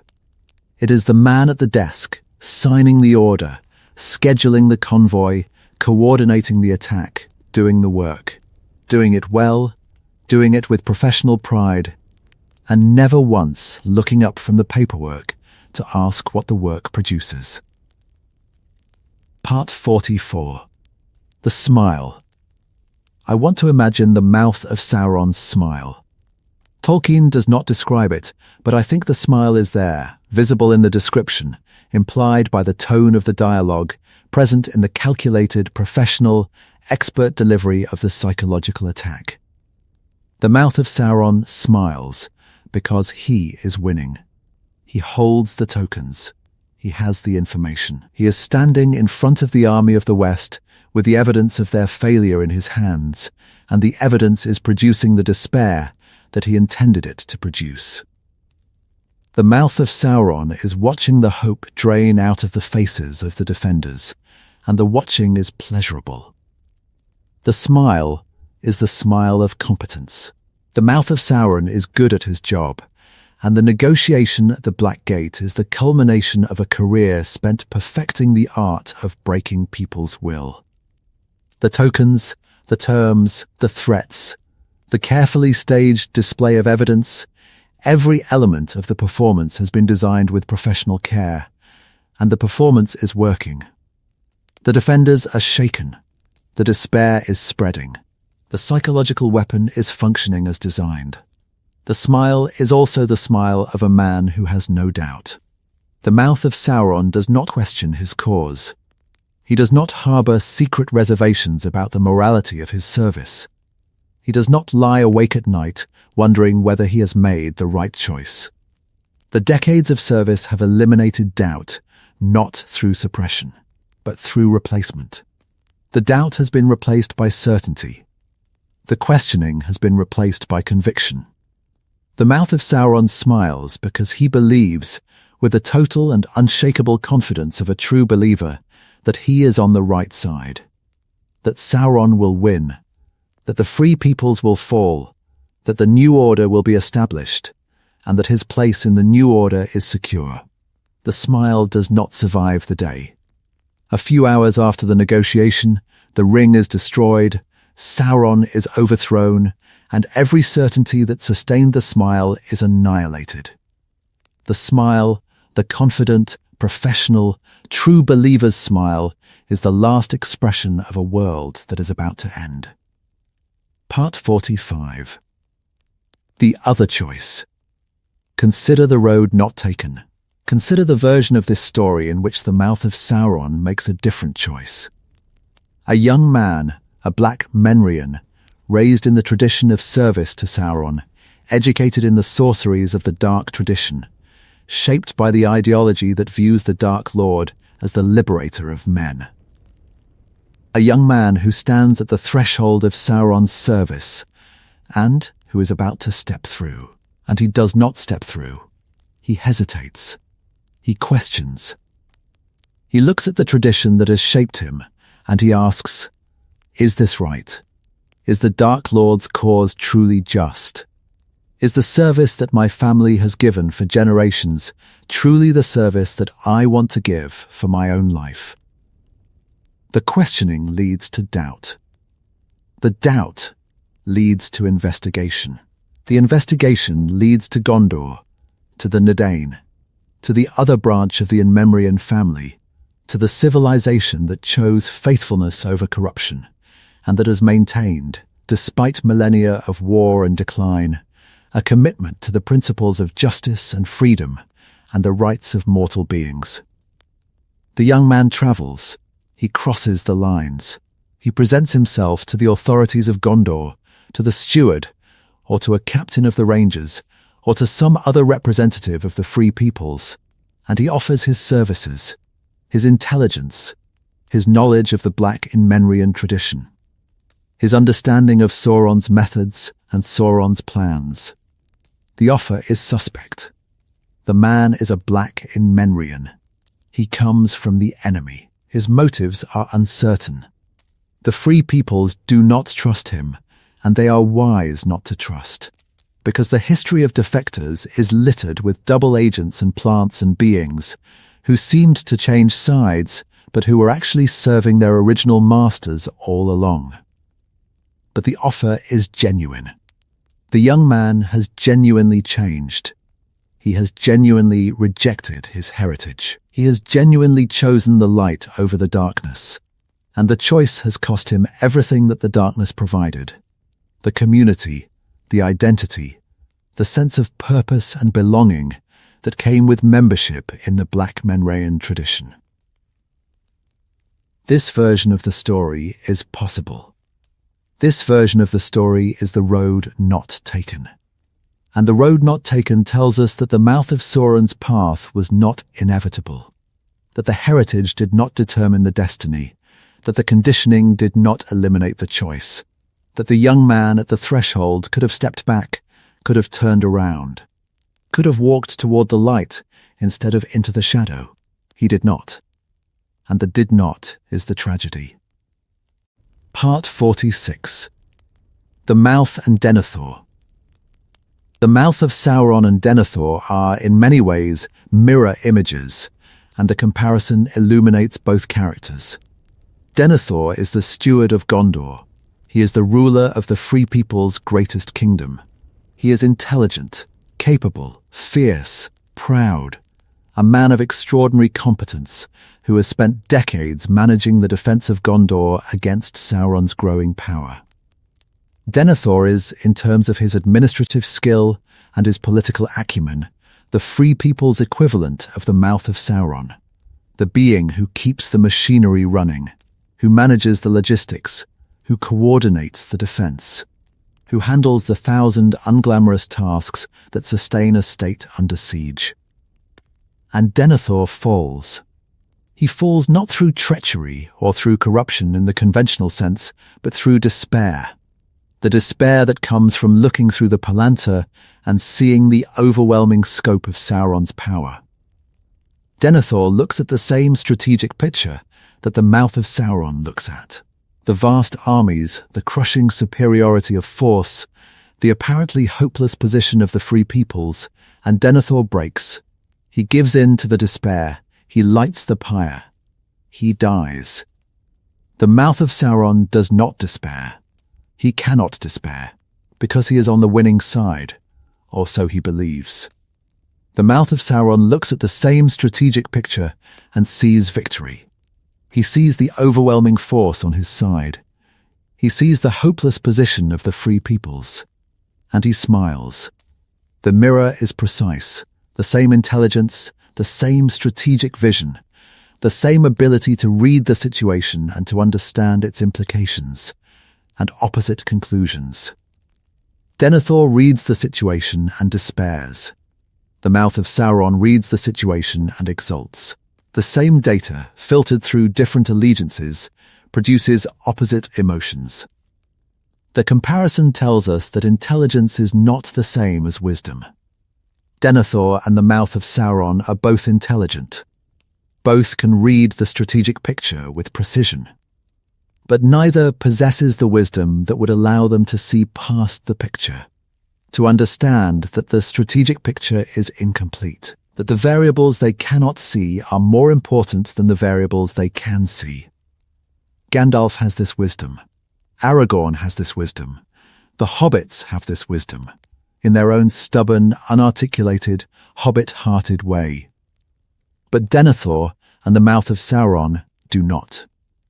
And the lack of wisdom, the brilliant, hyper-competent, strategically devastating lack of wisdom, destroys them both. Part 47. The Mouth and the Hobbits. There is a structural irony in the fact that the Mouth of Sauron, the most sophisticated, the most capable, the most strategically brilliant mortal in Sauron's service, is defeated by hobbits. The Mouth of Sauron does not think about hobbits. The tokens that he displays, Frodo's mithril coat, a hobbit blade, the elvish cloak, are evidence of a captured spy, not evidence of a world-changing quest. The Mouth of Sauron does not understand what the hobbits are carrying. He does not understand the significance of the ring.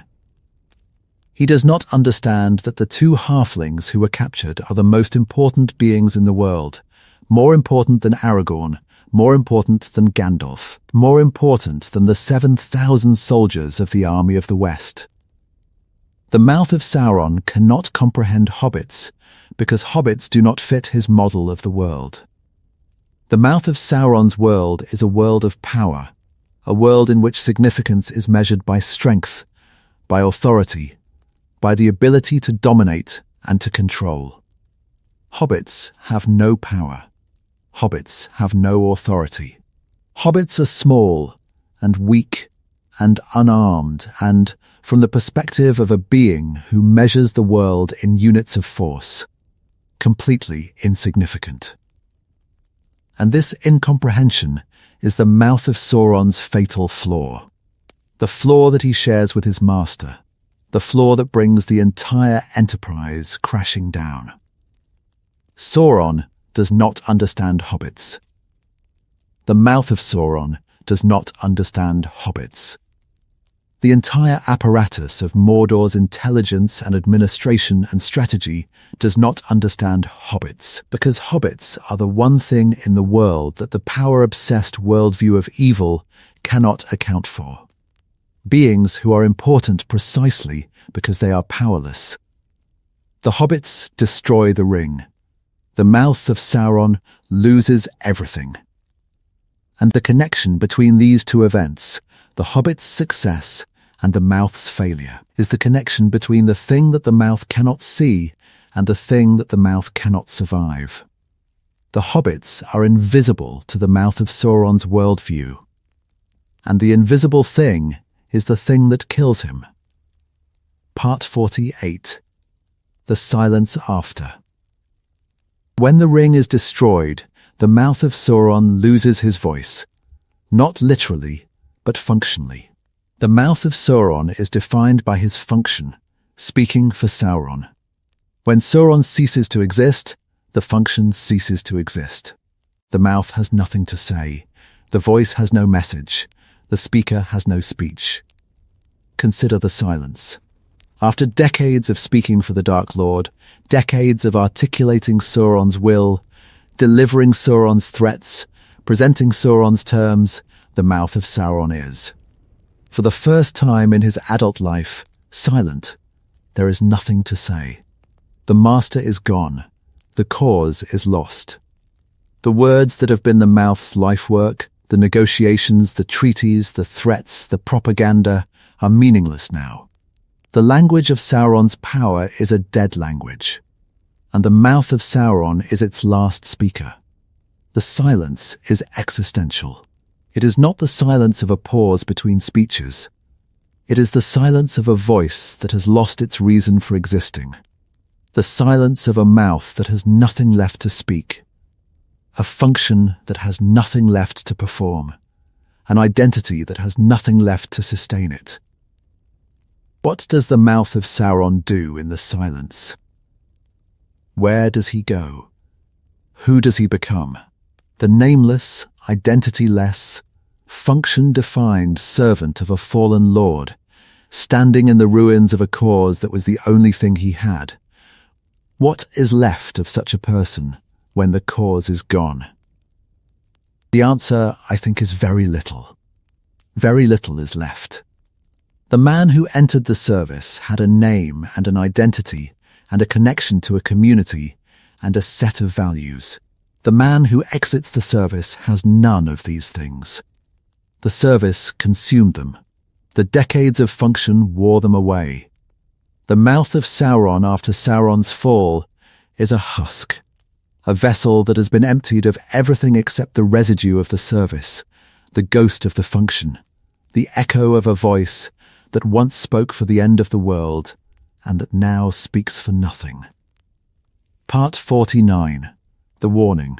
The Mouth of Sauron is a warning, and the warning is aimed not at the characters in the story, but at the reader. The warning is this: anyone can become the Mouth of Sauron. Anyone can be the person who speaks for evil. Anyone can be the intelligent, capable, well-educated human being who uses their gifts in the service of destruction. The Mouth of Sauron is not a special case. He is not a freak of nature. He is the product of a system that cultivates certain values, that rewards certain behaviors, that shapes human beings into instruments of purposes that the human beings themselves may not fully understand. The warning is about complicity. It is about the way in which ordinary human capabilities, intelligence, skill, ambition, the desire for recognition and for power can be captured by systems that use those capabilities for destructive ends. The Mouth of Sauron is smart. He is competent. He is professionally skilled.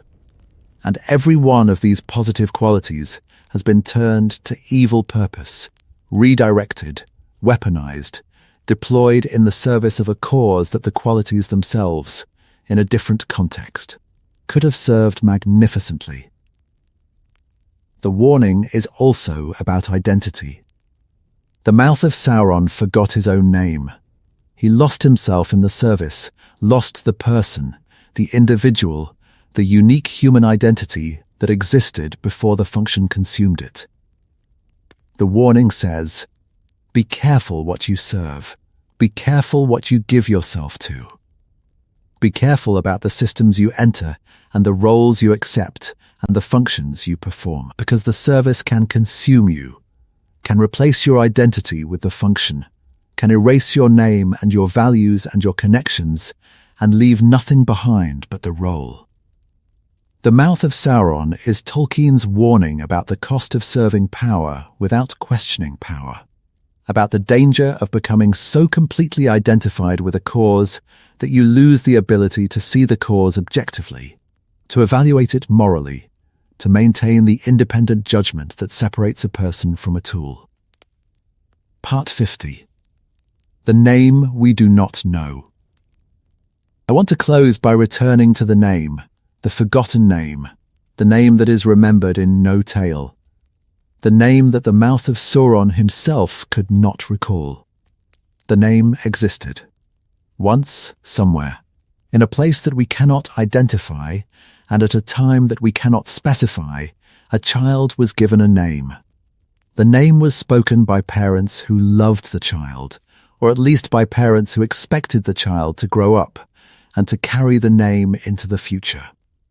The name was Black Menrayan, a name from the dark tradition, a name shaped by the culture that served Sauron. But it was still a name. It was still a word that meant this person and no other. It was still the marker of an individual identity, the sign that this being was a separate, distinct, unique person in the world. And the name was lost, not taken. The Nazgul had their names taken by the rings. Lost, forgotten, set aside. Abandoned by the person who bore it, discarded like a garment that no longer fit, left behind like luggage that was too heavy for the journey. The loss of the name is the Mouth of Sauron's real tragedy. Not the sorcery, not the cruelty, not the decades of service to the Dark Lord. The real tragedy is the voluntary abandonment of the self, the deliberate, conscious, freely chosen surrender of the thing that made him a person. Because the name could have been kept. The man could have served Sauron and kept his name. He could have risen through the ranks and kept his name. He could have practiced sorcery and conducted negotiations and administered the Dark Lord's domain and still, at the end of the day, in the privacy of his own mind, remembered the word that his parents gave him, and that meant this person, no other. But he did not keep it. he let it go. And the letting go was not an accident.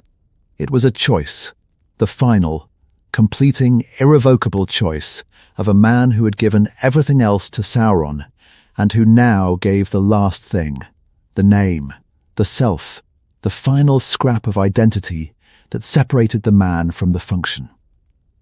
The name is gone. We will never know it. Tolkien will never tell us. The man who spoke for the Dark Lord has been absorbed into the Dark Lord's story, and his own story, the story of the child with the name, the boy with the potential, the young man at the threshold, is lost. And the loss is Tolkien's point. The loss is the lesson. The forgotten name is not a mystery to be solved. It is a verdict to be understood. The name was lost because the man chose to lose it, chose to surrender the last piece of himself to a master who did not deserve the surrender and who would not have noticed if the surrender had been withheld. The name was the gift that was not required, the sacrifice that was not asked for, the offering that the man made voluntarily, out of the completeness of his commitment, out of the totality of his service, out of the desire to be so thoroughly Sauron's that no trace of the original person remained. The forgotten name is the Mouth of Sauron's epitaph, not a record of birth or death, not a catalogue of achievements or failures, a blank space where a name should be, a silence where a word should sound. The absence that tells us everything we need to know about the man who served the Dark Lord and who was, in the end, consumed by the service. Part 51. What he told himself. Everyone tells themselves a story. Everyone has a narrative, a version of their own life that explains their choices and justifies their actions and presents them to their own inner audience as the hero of their own drama. What was the Mouth of Sauron's narrative? What story did he tell himself in the privacy of his own mind about who he was and what he was doing? He told himself, I think, that he was a patriot, a servant of his people, a loyal son of the Black Memorian tradition, carrying forward the legacy of his ancestors, fulfilling the promise that his culture had made to the Dark Lord generations ago. The Mouth of Sauron served Sauron the way a soldier serves his country, with pride, with duty, with the conviction that the cause is just and that the service is honourable. He told himself that the free peoples were the enemy, that Gondor was the traitor state, that the Dinardain were the apostates who had betrayed the true Menrian heritage, that the elves were the oppressors and the Valar were the tyrants, and Sauron was the liberator who would restore men to their rightful place as the masters of Middle-earth. He told himself that the cruelty was necessary, that the torture was interrogation, that the domination was governance, that the destruction of cities and the enslavement of peoples was the unavoidable cost of building a new order. The cruelty was not cruelty. It was the hard, unpleasant, necessary work of transformation. The painful but temporary process of replacing the old, corrupt. Valar dominated order with the new, just. Sauron led order that would liberate men forever. He told himself that the sacrifice was worth it, that the name and the identity and the personal relationships and the human connections that he gave up were a fair price for the position and the power and the role in history that he received in return. The sacrifice was not a loss. It was an investment, a trade, a bargain that any rational person would make. And the story was wrong. Every line of it, every word. The narrative that sustained the Mouth of Sauron through decades of service was a lie, a beautifully constructed, internally consistent, emotionally compelling lie that the man told himself every day and that the man believed every day because the alternative. The admission that he had wasted his life, that he had served a monster, that the name and the identity and the humanity he had surrendered were gone for nothing, was too terrible to contemplate. Part 52. the man who spoke for the Dark Lord. So who was the Mouth of Sauron? Let me answer the question that I posed at the beginning of this evening, having spent the last hours examining the man from every angle. The Mouth of Sauron was a man, a human being, a descendant of the noblest race of men in the history of the world, born into a tradition of corruption, raised in a culture of darkness, shaped by an ideology that turned the world upside down and called the inverted version truth. He was intelligent. He was capable. He was ambitious. He was, by every measurable standard except the moral one, extraordinary. And he chose evil. He chose it freely. He chose it deliberately. He chose it with the full engagement of his extraordinary intelligence and his extraordinary capability. And the choice consumed him, consumed his name, his identity, his humanity, his capacity for love and for connection, and for the ordinary human experiences that make life meaningful. The Mouth of Sauron is the proof that evil is not limited to monsters. Evil is available to anyone, to the smart, the capable, the ambitious, the well-educated, the well-born. The capacity for evil is a human capacity.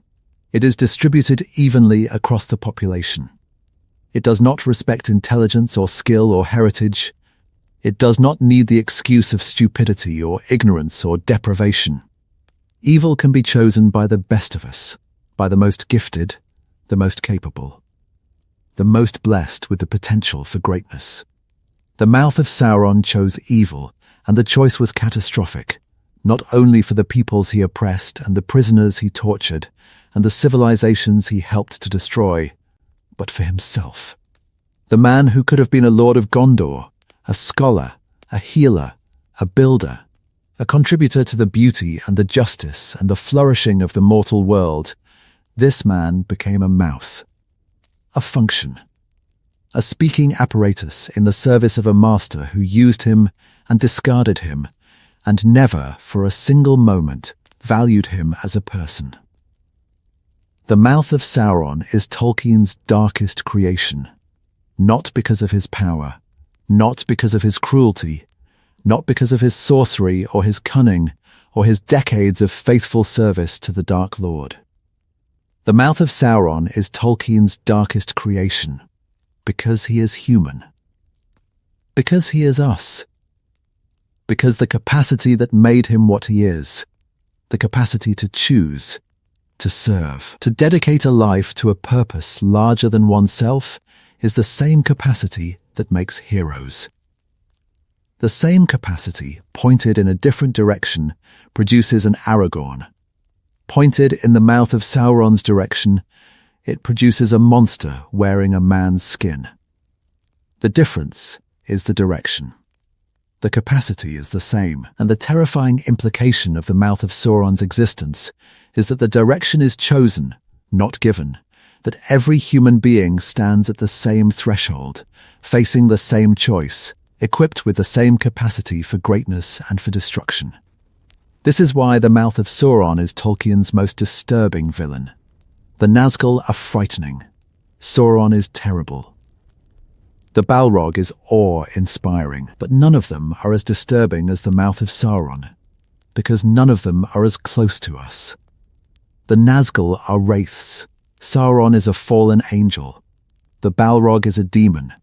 They are other. They are different. They are beings of a kind that we can observe from a safe distance and say, I am not that.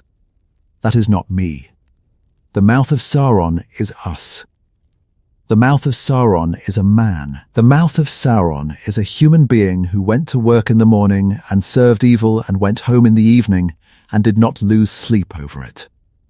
The Mouth of Sauron is the neighbor who works for the regime, the colleague who implements the policy, the functionary who signs the order, the intelligent, capable, well-meaning human being who has been absorbed into a system that produces monstrous results and who has lost the ability to see the monstrosity because the system has made the monstrosity invisible. The Mouth of Sauron is not a fantasy. The Mouth of Sauron is a diagnosis. a diagnosis of the specific, particular, uniquely human capacity for normalizing evil, for absorbing evil into the routine, for hiding evil inside the language of professionalism and duty, for serving evil without seeing evil because the seeing has been trained out of you by decades of practice. The Mouth of Sauron chose destruction.